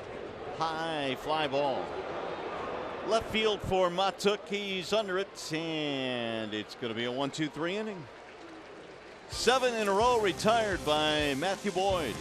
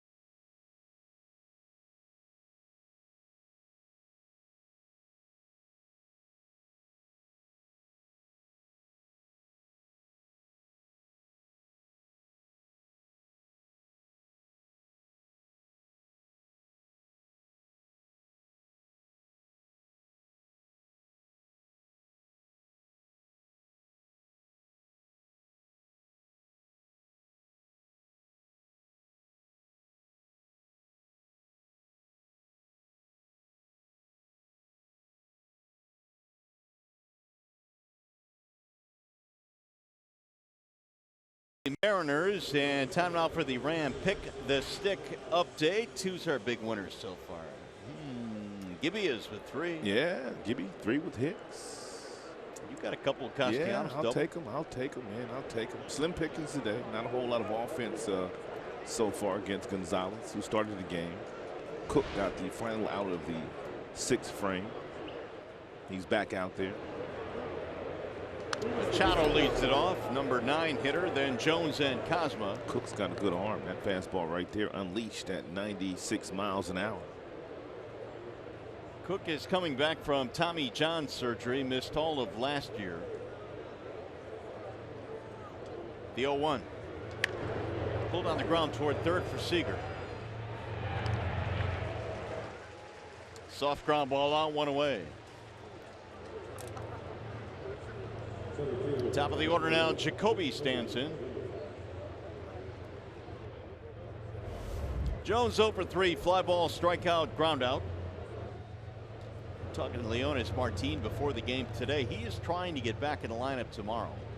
He can come off the DL. They're going to have him run tomorrow before the game and see if getting up to full speed on the base pass, if he can pass that test, might be activated. Yeah, I was talking to Ron Gardenhire as well today, and he was saying that Leonis has been really chirping trying to get back in there, but he says he doesn't really want to put him back in there unless he's 100% because his legs are really the one weapon that he has.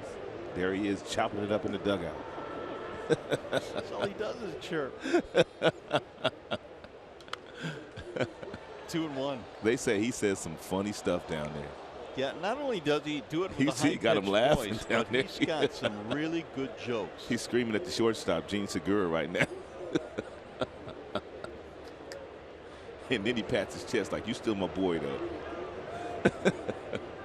He's crazy. You gotta have fun down there, man. This game's tough. Squibber towards second. Beckham throws him out. Jacoby's out, 2 gone. That's a lot of soft contact so far off of these pitches that Cook is featuring. Cook is throwing 96. I saw that. And he has a nice little breaking pitch, too. Here is Pete Cosma. Line out, fly out, ground out.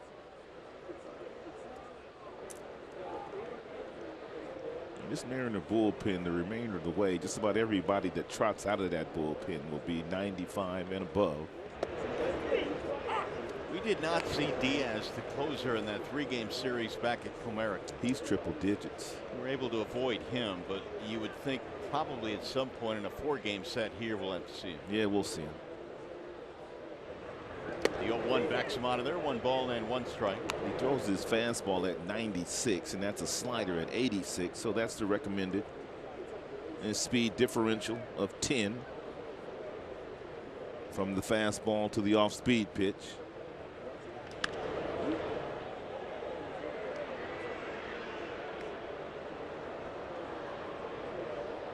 Tigers have 17 one-run games under their belt this year. They are 9-8. Second most in the majors to the Tampa Bay Rays.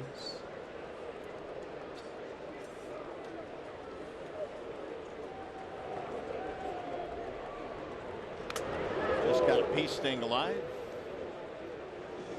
And that went off the mask of Tim Timmons.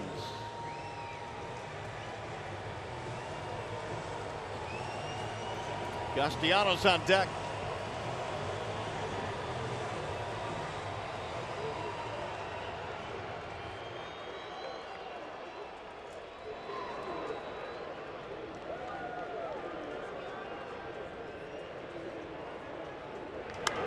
Popped up. First base side for Healy. That'll end the inning. Cook faces 4 batters. He's retired all 4. Coming up, the Consumers Energy 7th inning stretch.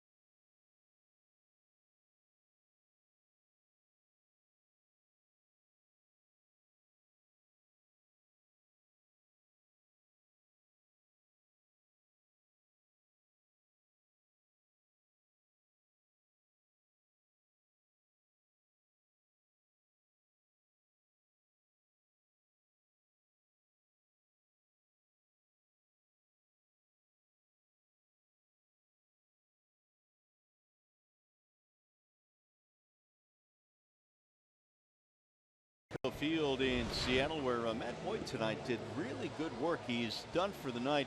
Buck Farmer coming into this ball game, but Matthew Knopp, 2 pretty good ones against Seattle. 9 strikeouts today for Matthew Boyd, and he kind of changed a little bit here as we move through this game with his slider usage. It went way up here. Until they make an adjustment, that would be Seattle. You don't really have to. He's only given up 2 runs here today, but it looks like he's done. He's pitched well all season. Yeah, Marco Gonzalez on the other end, too. A lot of soft contact from Tigers batters in this game, and really not too many chances to score runs. Well, he did a nice job, too. I mean, because he was beaten by Matthew Boyd last Saturday, and he threw more cut fastballs inside today. He had a couple of strikeouts looking today and a lot of fastballs inside. Tigers finally figured out what he was doing, but then Scott Service, he promptly got him out of the game when the Tigers made the adjustment, went to his bullpen in Cook. Wall side windows change now as Buck Farmer comes in for the Tigers. And Buck's got a fastball that will get up into the mid-90s. He's got a nice little breaking pitch as well, but Buck has a well above average changeup, and he's not afraid to throw the changeup to the right-handed batters. He uses it mostly to lefties, but he will bust it out to an occasional right-handed batter. Buck's fresh out there. He's had a couple days off. Last couple days. Farmer has not pitched since the 13th against Seattle. As you look at the Seattle box score,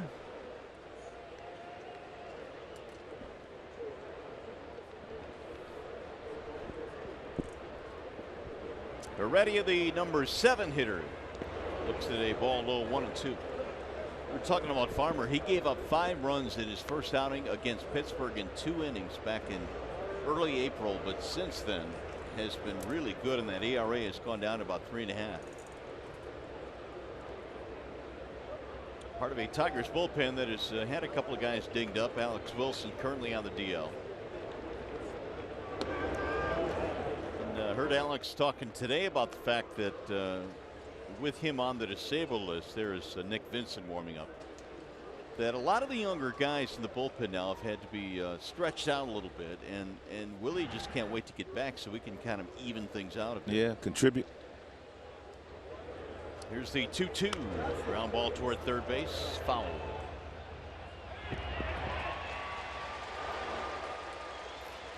Heredia, Gamble, and Beckham here in the 7th inning.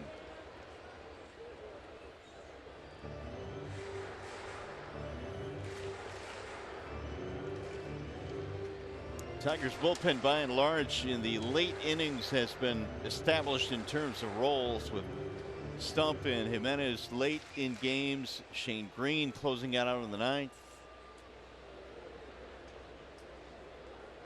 And Buck Farmer has started to get some opportunities real late in games as well.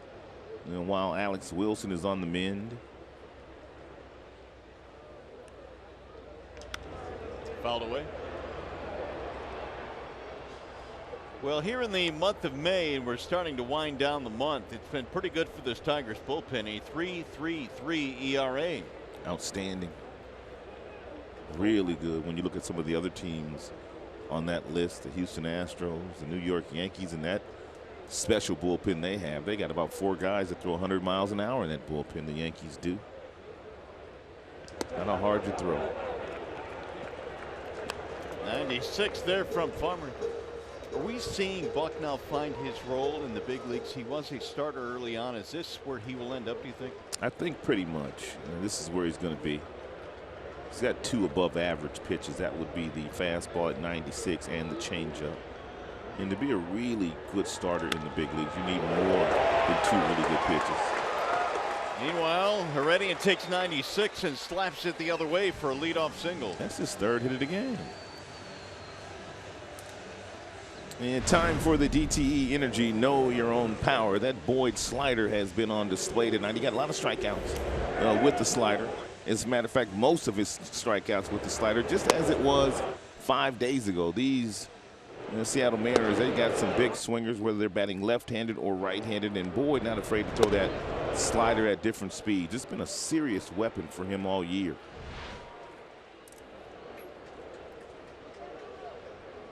Ben Gamble looks at a strike.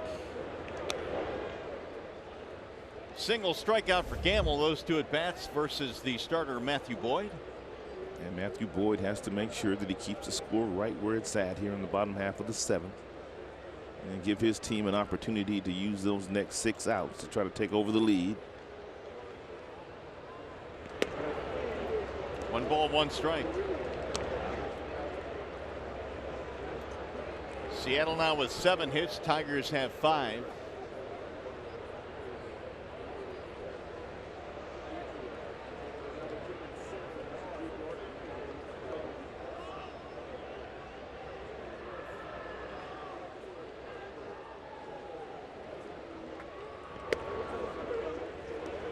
Two and 1.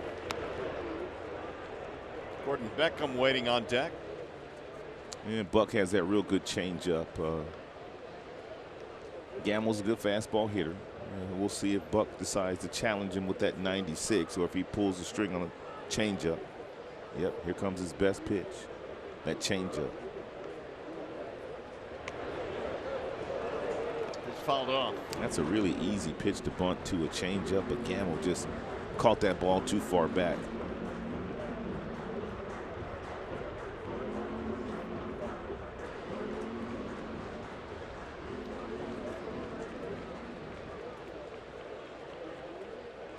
This is where you got to have your bat out in front of home plate, and every time you drop your bat head like that when you're trying to bunt, it's going to be a foul ball. So 2 things there.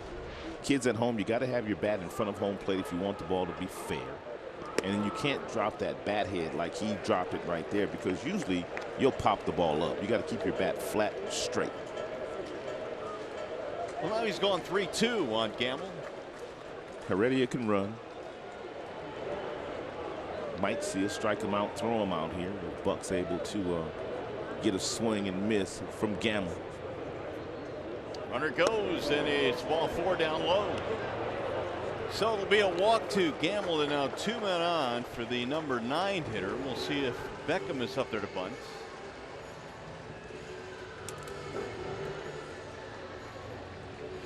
We'll have a mound visit now for James McCann. And Boz coming out as well.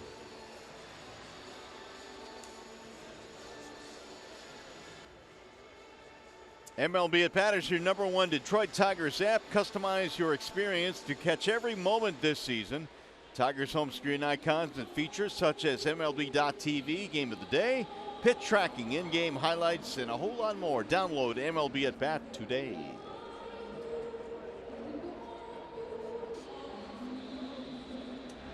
More action in the Tigers pen. Warwick Soppold and Blaine Hardy. And Blaine Hardy also got a start against this Seattle Mariners team last Sunday. So he's had a few days off.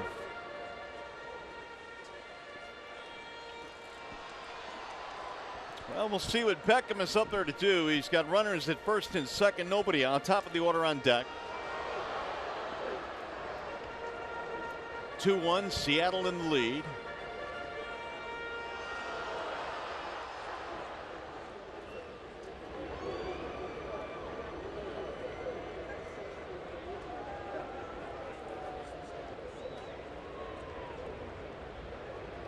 And is bunted back to the mound. Farmer is going to go to first.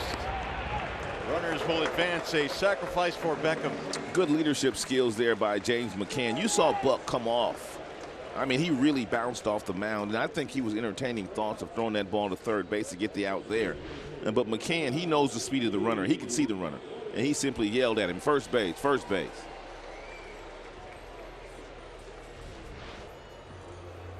D. Gordon now will bat with the infield in. And it looks like they're going to bring the lefty Blaine Hardy in.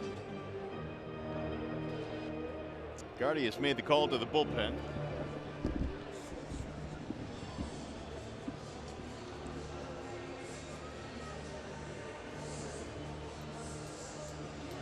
So the Tigers will make a pitching change. Farmer is out of the game. Hardy coming in, and we'll be back.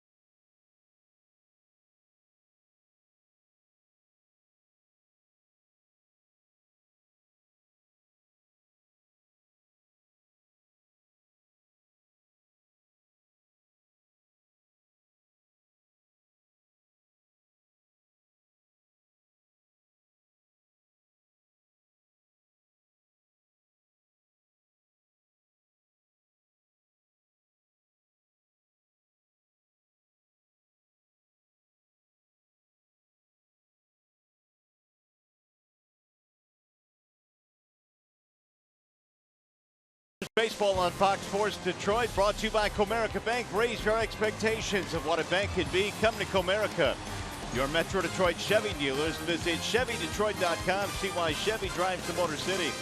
And by Wallside Windows, we can do that. We are the factory. Back here in Seattle, big spot in this ball game late. We're in the bottom of the 7th. Tigers down by a run. Second and third, 1 out, and in a wall-side windows pitching change, it is Blaine Hardy. And Blaine Hardy last worked on Sunday. It was a start against this Seattle Mariners team. He pitched 4 in the 3rd innings that day. You see his numbers overall this year. He checks in with a 3.52 ERA. As a matter of fact, D. Gordon was 2 for 3 last Sunday against Blaine Hardy. I know he's had his struggles against Matt Boyd, but D. Gordon bats .294 against lefties. Yeah. Had 2 hits, as I mentioned, against Hardy on Sunday.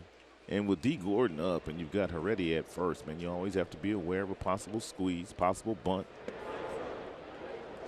1 ball, 1 strike. Looks like Heredia is coming on contact. He's got an aggressive secondary lead coming down that 3rd baseline.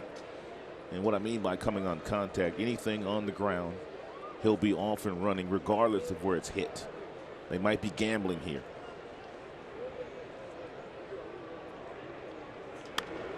Fouled away. I told you earlier that D. Gordon is in that DH spot here today. First time ever he started the game at DH. And now with Robinson Cano being suspended for 80 games for PEDs, it looks like Gordon's going to be playing second base. As a matter of fact, we'll see him at second base this weekend. Little bounce in and blocked there by McCann. That is a beautiful block with a runner on 3rd base.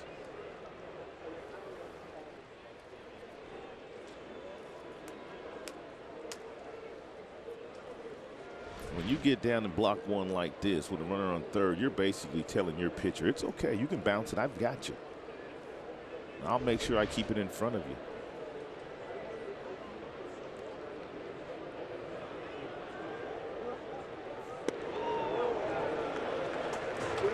Full count, 3-2. Every pitch has been away from D. Gordon. All 5 of them have been pretty much away. He bounced the 1, but it was a breaking ball meant to be away.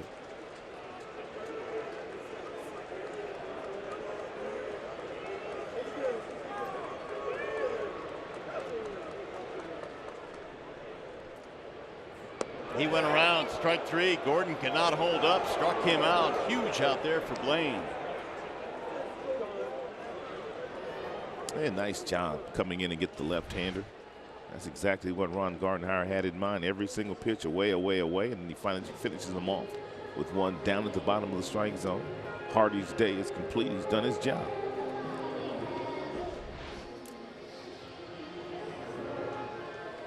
Warwick Soppold will be coming in and face Gene Segura. And so the Tigers go back to the bullpen. We shall return.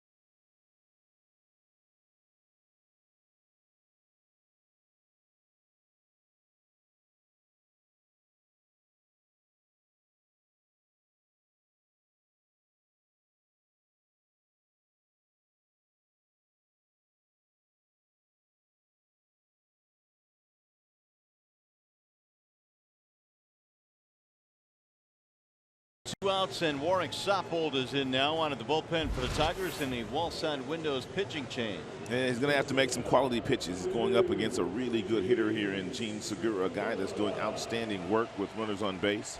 Southpole 14 games this year, 1 hold, outstanding earned run average at .235. Southpole is scoreless in every outing in the month of May with the exception of 1. Infield back now with 2 outs. And Segura looks at ball 1. Segura is batting .380 in these types of situations this year.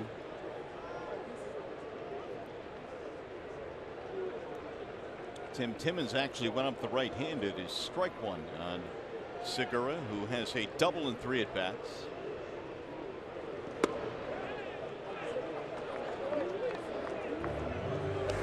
Here are those RISP numbers on Segura, that bottom note. .380 with 1 homer, 25 driven in. He's a tough out. Little chopper slowly to the right side of the infield. Southpole's got to get there, and he does. Nice job. Ooh, right at the end there, they nipped him at the wire, and that is that. The Seattle Mariners lead 2 in scoring position. Nice work by Tigers bullpen. Tigers baseball presented by Bell Tire.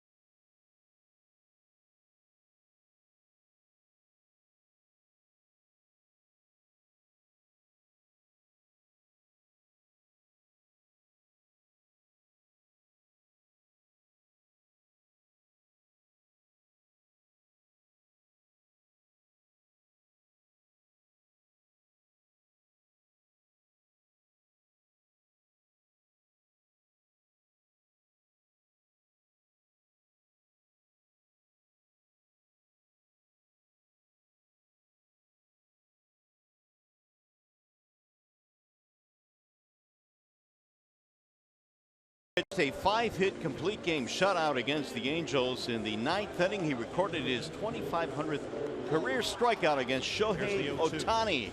There it was, becoming the 33rd player in history to reach that mark, and Verlander finished off the Halos in that one. He had to pitch out of a jam as well, Mario. I was watching that game when we landed in Seattle, and in the 8th inning for Verlander, there were runners on first and third with nobody out, and he got out of that jam. Well, here is Nick Vincent now coming out of the bullpen for Seattle. Yeah, the former Tigers, Upton and Kinsler, were 1 for 7 against Justin Verlander in that game last night in Anaheim.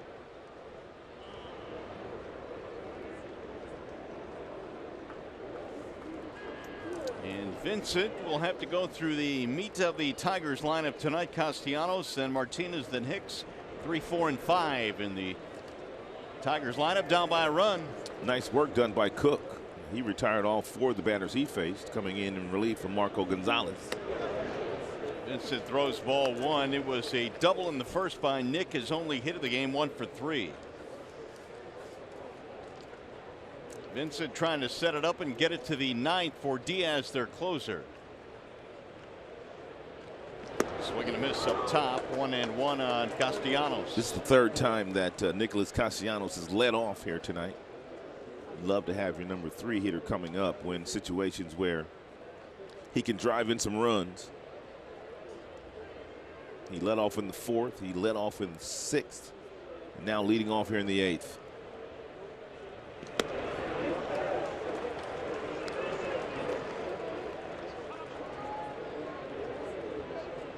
Vincent has a fastball that tops out at about 90 miles an hour, and when not throwing the four-seam fastball, he's throwing you that cutter. about 60% of the time. That was that pitch that Nick just swung through, cut fastball. Drilled toward left center field. Ball hit pretty good, and that one is going to be caught on the run by Gamble. What a catch by Gamble. My Gamble goodness. covered 1.5 miles in left center field and ran that thing down. It looked like a sure double. Heredia wasn't going to catch it.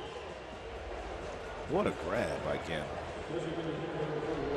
He took off and he took a direct route to this ball and ran it down. Never broke stride. Vincent loves it. It's a big out. So instead of a leadoff double, it's 1 out, nobody on. Here is Victor, who snapped an 0 for 20 with a single back in the 4th. Hughes one foul, back out of play.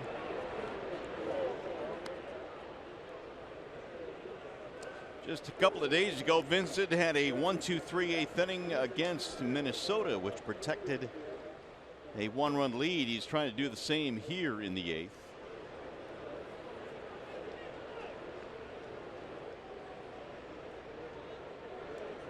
Vimar batting left-handed for the first time in this game, and he held up. There's that cutter. It's a really good pitch to left-handed hitter. It looks like it's right down the middle, and just by the way that you grip the baseball, it allows it to cut on the inner third and allows you to jam a lot of left-handed batters.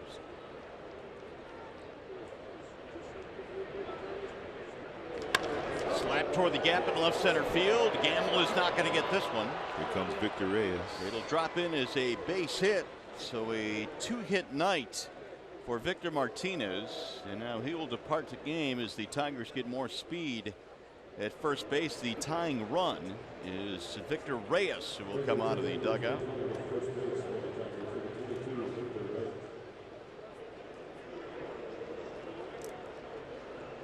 And Victor will get a lot of high fives when he gets back into that Tiger dugout. Nice work today.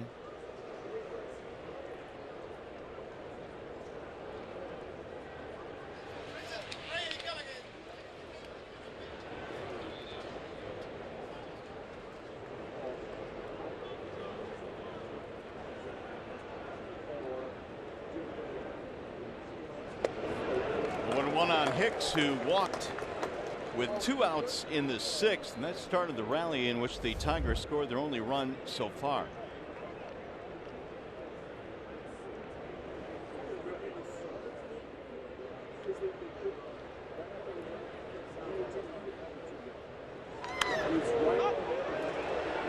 Headed back for the seats and out of play. 0-2 on Hicks. Go back to this first pitch of Hicks. Take a look at this cut fastball here at 91. You can see that thing, how much it moves to the outside corner. It starts out like it's right down the middle, and it just moves on the hitter. That's why the pitch is a very popular pitch for so many these days. As a matter of fact, the starter today, Marco Gonzalez, threw a lot of cut fastballs.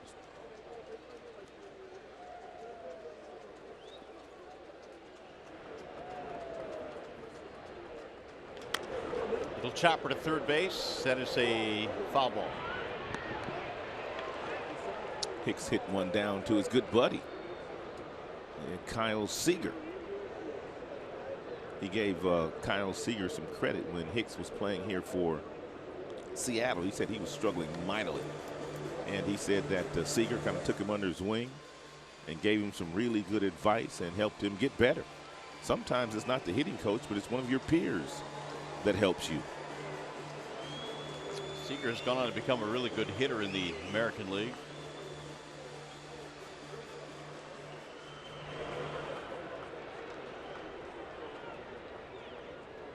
Seager right now hoping Hicks does not take any of that advice he gave him.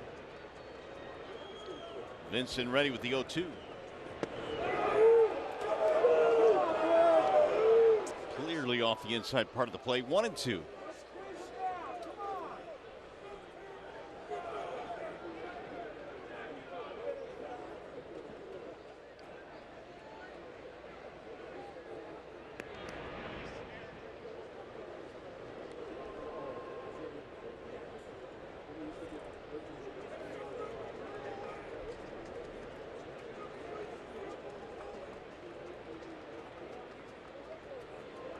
Now the 1-2.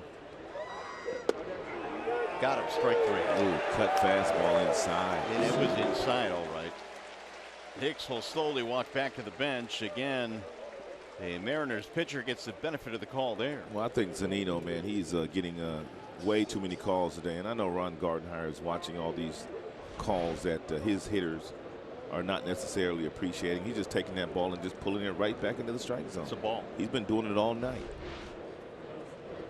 All gone. Night long. Vincent gets his first strikeout. That'll bring up Mikey Matuk now.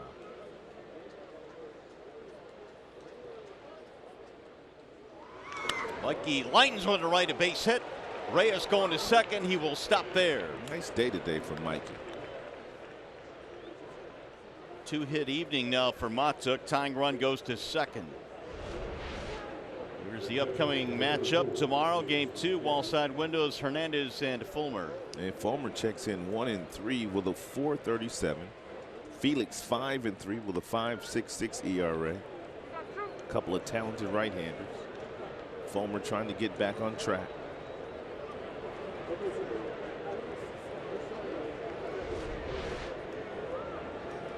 So it'll be McCann here with 2 on and 2 outs in a 1-run game.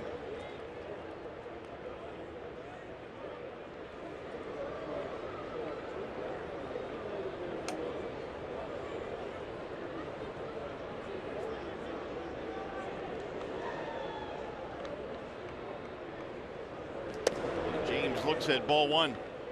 And you pretty much know what you're going to get. And from Vincent, it's going to be a cut fastball. He basically has 2 pitches, a 4-seam fastball and a cutter.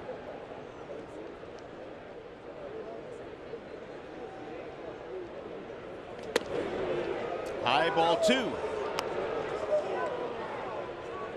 Mack a double play, a strikeout, and a ground ball that was thrown away by Seager for an error. Reyes represents the tying run. Matuk the go-ahead run.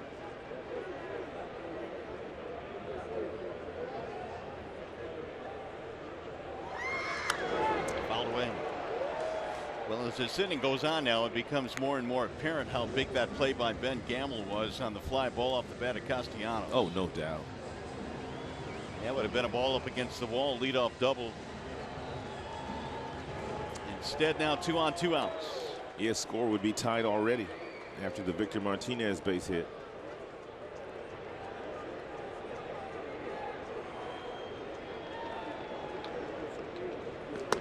High ball 3. Hit it out of here, James. Iglesias lurking on deck. Each ball club now with 7 hits.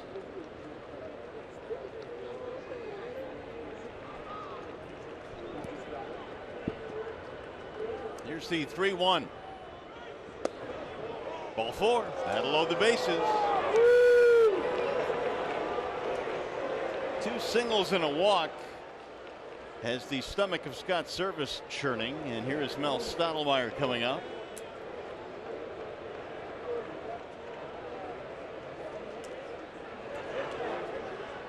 Vincent has thrown 18 pitches.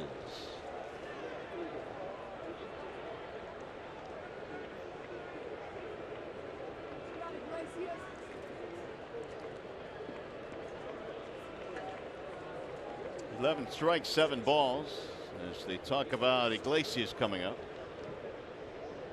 So that tying run now moves 90 feet away to third base.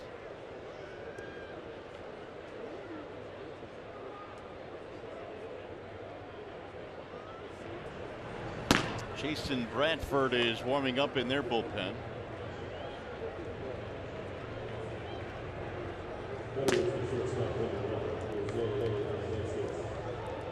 So here we go. Here is Iglesias. Iglesias is very aggressive with runners in scoring position, especially if he gets fastballs that are over the heart of the plate.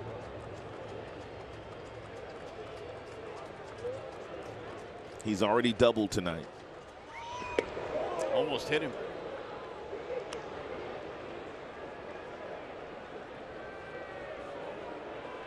M's outfield playing very shallow. They don't think that Iglesias can hit it over their head.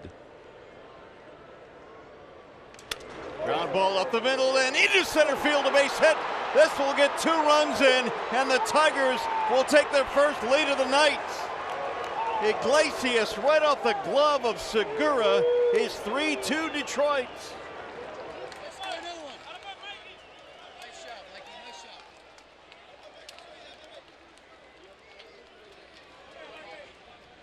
Nice job by Iggy. He took the first pitch, but he broke his bat on the second one. Segura dove for it right off the end of the glove. Reyes able to score, and Matuk able to come in right behind him. We knew sooner or later this Tigers team would come back because that's just the way they play. Iggy's fired up over there, pointing to the dugout like Lloyd McClendon. Thanks for helping me.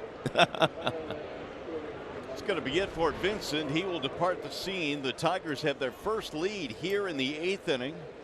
And we'll step aside. Pitching change in Seattle.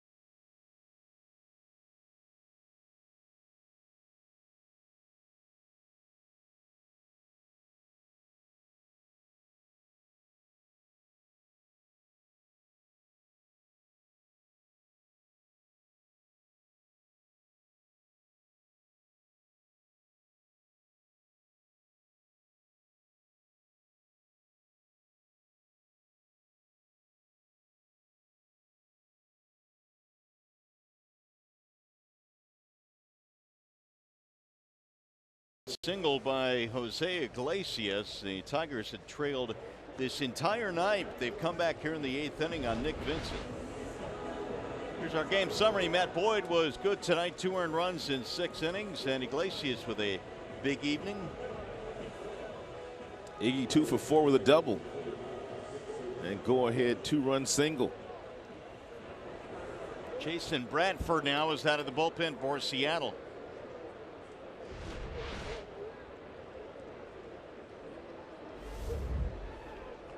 And Bradford has a fastball that tops out at about 91. He's got a slider that he throws about 38% of the time. So pretty much just fastball slider from Chasen Bradley.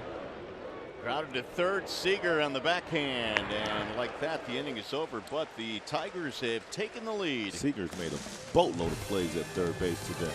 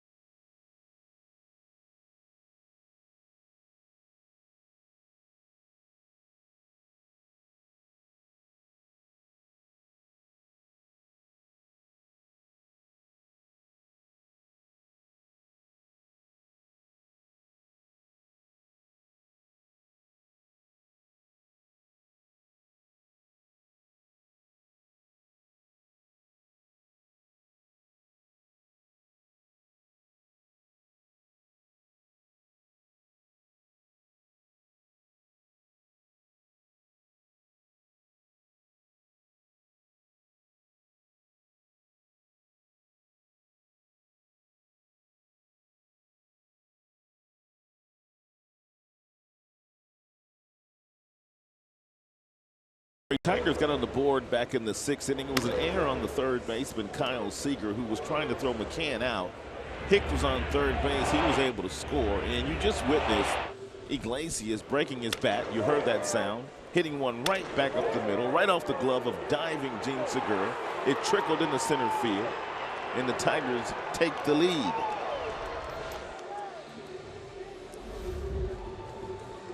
Here is Joe Jimenez now out of the Tigers bullpen. Joe has 7 holds this year and a 3.05 earned run average, 19 strikeouts, and just 6 walks. You can see his numbers a little bit more elevated on the road. Let's try to change that here tonight. Haniger, Seager, Healy, 3, 4, and 5 for Seattle.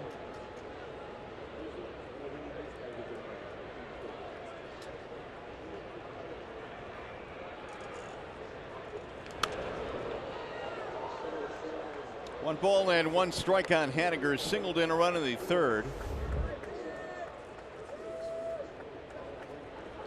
295 batting average now for Haniger.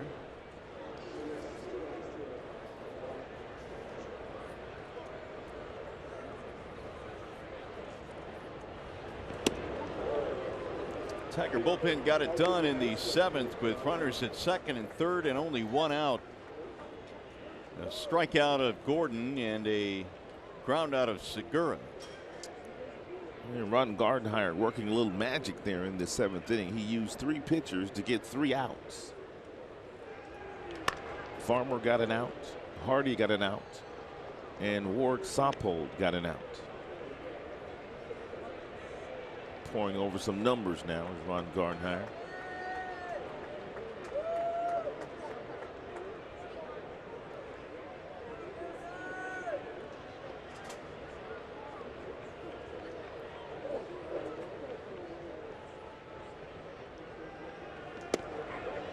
Got him, strike 3, and Haniger caught looking, 1 gone in the 8th. Haniger must have been up there sitting on something soft, because you don't usually see hitters that is having a good year like him take a fastball, but it was located beautifully at 96. Beautiful pitch. Nice glove work there by James McCann. We've been talking about Zunino all night and getting some strikes. There's one right there that McCann did a very nice job with his glove on.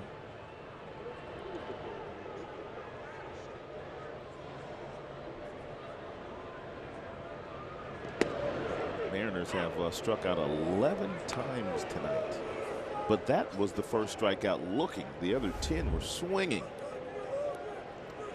And this is the team that really doesn't strike out that much, Mario. Career high 9 for Boyd. Here's the 0-1. 1 ball, 1 strike on Seager, who fanned twice against Boyd. Had a double and scored a run back in the 2nd. Huge shift on Kyle Seager. The lone member on the left side of the infield is Peter Cosman.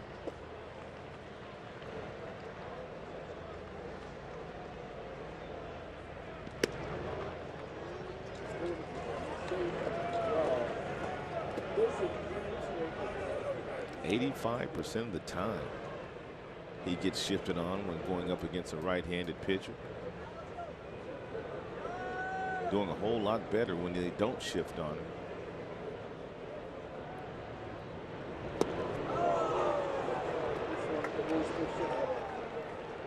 That's a really good pitch there by Joe Jimenez.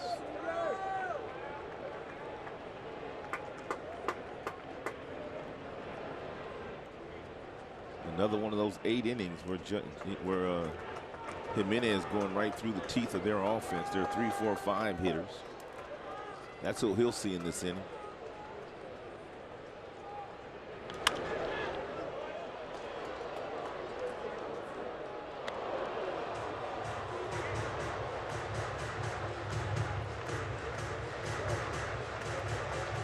Farmer, Hardy, Soppold, and Jimenez. Green would be the man in the 9th. If Joe can get it there.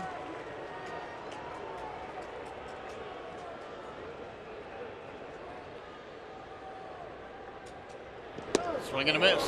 And Seager strikes out for the 3rd time in this game. 2 punch outs now for Jimenez.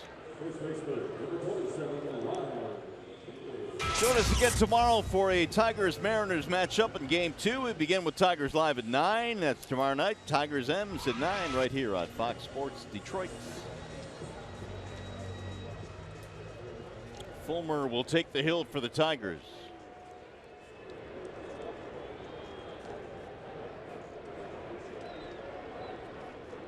Now Ryan Healy with 2 outs. He is 0 for 3.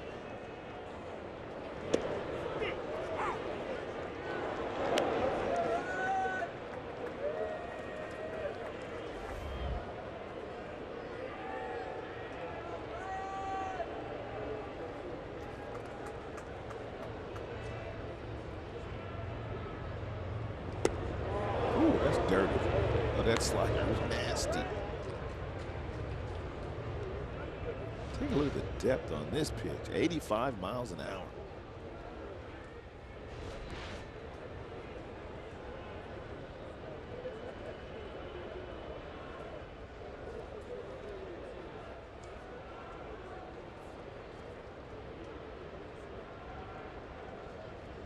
Swing and a miss, and Jimenez comes out of the bullpen to strike out the side in the 8th inning. Look out He there, fans man. Haniger, Seager, and Zunino, and keeps this a 1-run Tigers lead.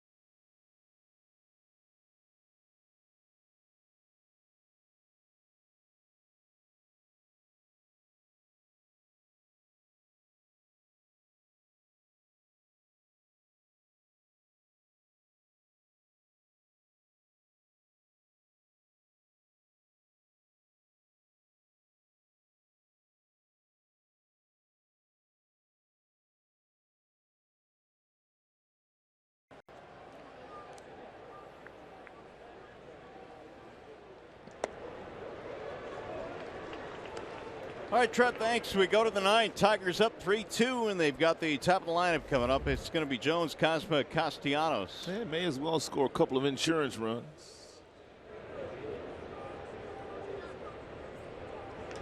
Kobe lines with the right field slicing, but it's going to be caught on the move by Haniger.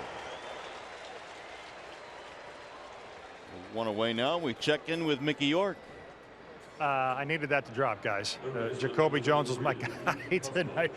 Remember, we weren't even sure he was going to play coming into this series after suffering that bruised hip in that final game against Cleveland after he jammed his foot up against first base, but came to the ballpark today, said he was feeling great. You know, he had good success against Marco Gonzalez the last time they faced each other in Detroit. So I thought, yeah, Jacoby, all the stars are aligning tonight. Let's go. It hasn't quite panned out that way. So I guess my sabotage, however, on the bright side of the reporter position is working out excellent so far. Way to go.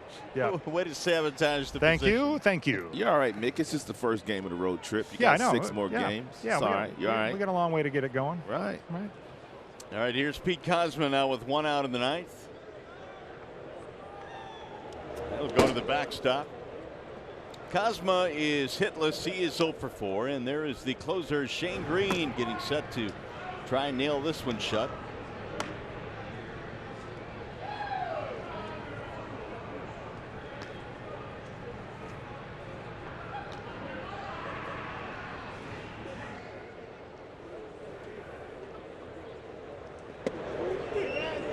On the inside part of the plate for a strike, 1 and 2.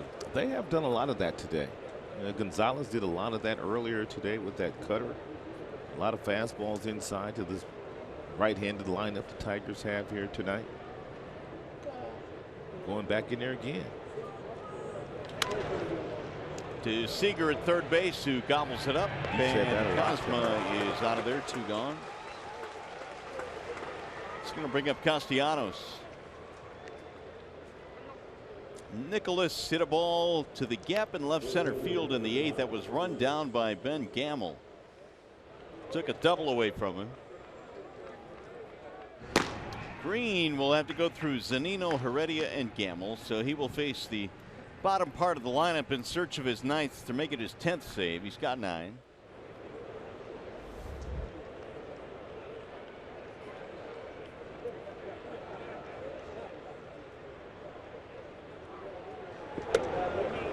Didn't go.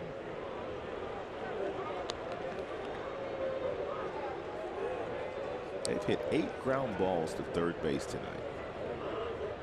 He's made the play on 7 of them. That would be Seager, and he missed, and he threw 1 away 8 times.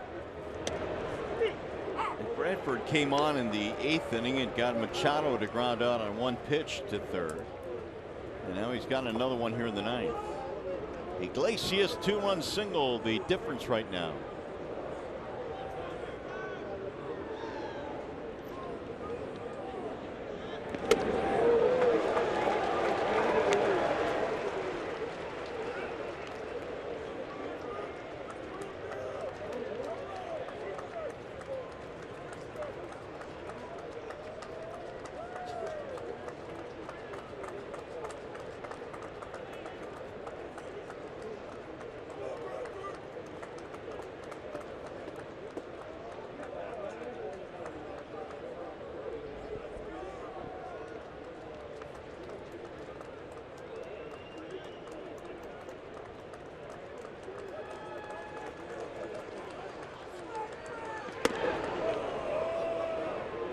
Two and 2 on Nick.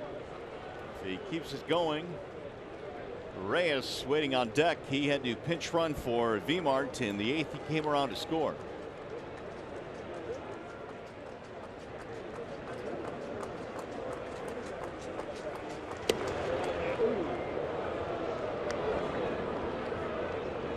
Comes that breaking ball.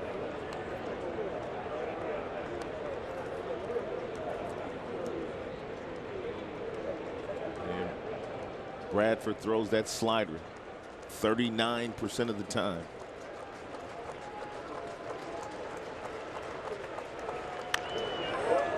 It's going to be an infield hit. Nothing he could do with it, and Castellanos right off the end of the bat. I'll take it. Oh, Nick will take it too. It's a 2-hit game now for Nick. Yeah, he made a bid for 3. He got robbed his last time up on that play that Gamble made in left center field. He did get a slider there from Bradford, hit him right off the end of the bat. That is number 22, Victor Reyes.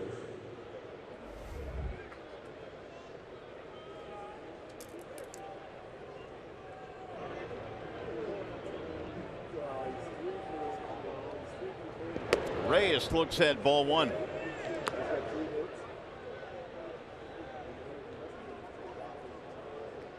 First at bat of the ball game for Victor.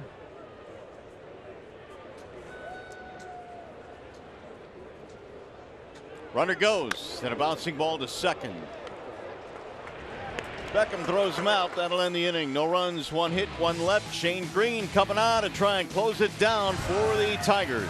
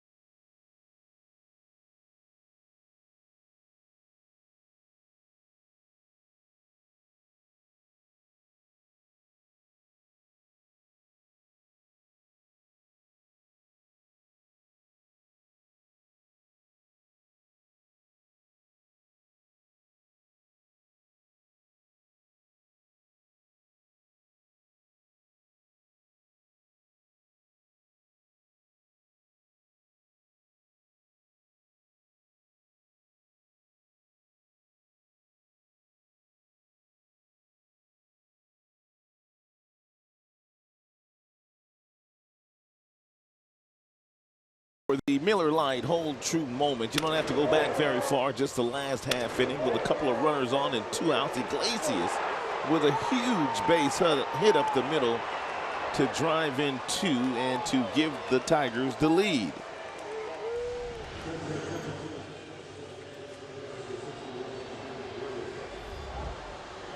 Here's Shane Green now, and here are his numbers on the road this year. He is a perfect 5 for 5 in save opportunities away from Comerica Park. 12 strikeouts and 2 base on balls. And no blemishes as far as the earned run average is concerned.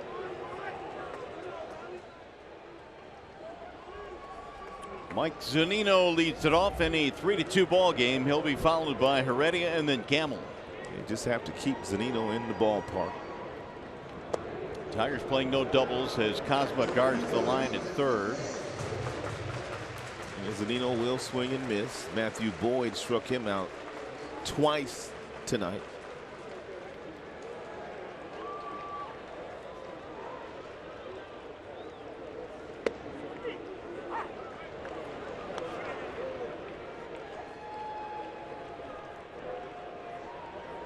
Zunino is 0 for 3. Green 9 of 11 in save opportunities overall this year.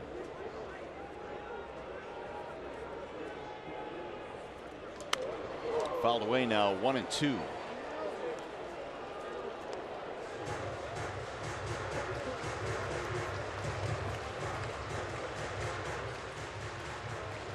Tigers haven't won here in a while, and they're trying to snap a 7-game losing streak in this ballpark.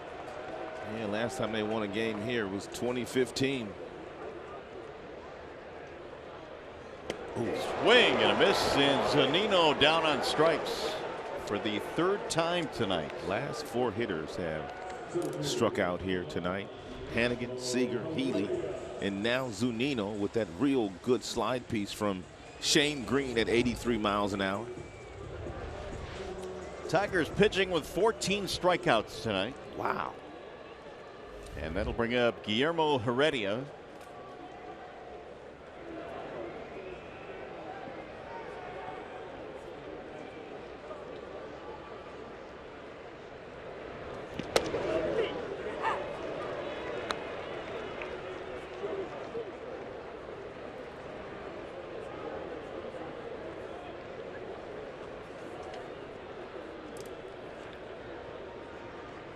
Tigers 2 outs away from getting to 3 under 500. They came in at 19 and 23. Off the end of the bat to first base, and Hicks takes it himself, and there are 2 gone.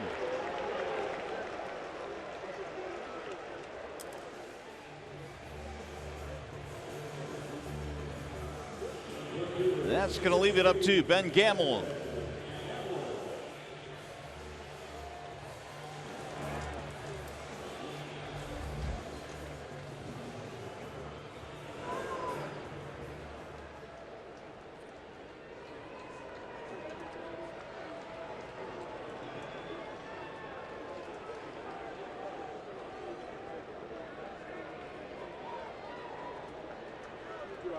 Tigers have gone with 5 relievers in this game tonight. Green is the 5th.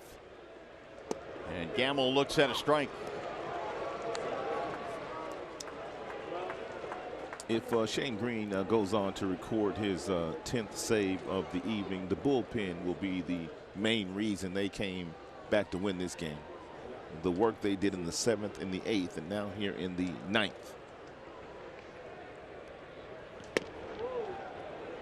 .96 that time from Green, missing outside, 1-1. First of 4 between these 2 teams. Tigers have a trip through Seattle and Minnesota.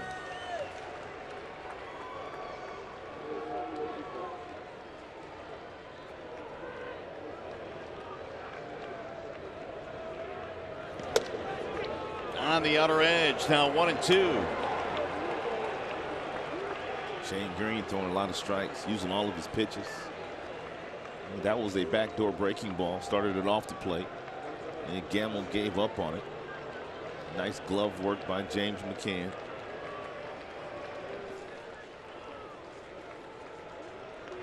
Slow roller, right side should do it. Fielded by Hicks. Green covers, And the Tigers with a comeback win here in game 1. 3-2 your final score. Now we send you to the Call Sam studios. Trevor Thompson, Greg Monroe standing by with Tigers Live postgame.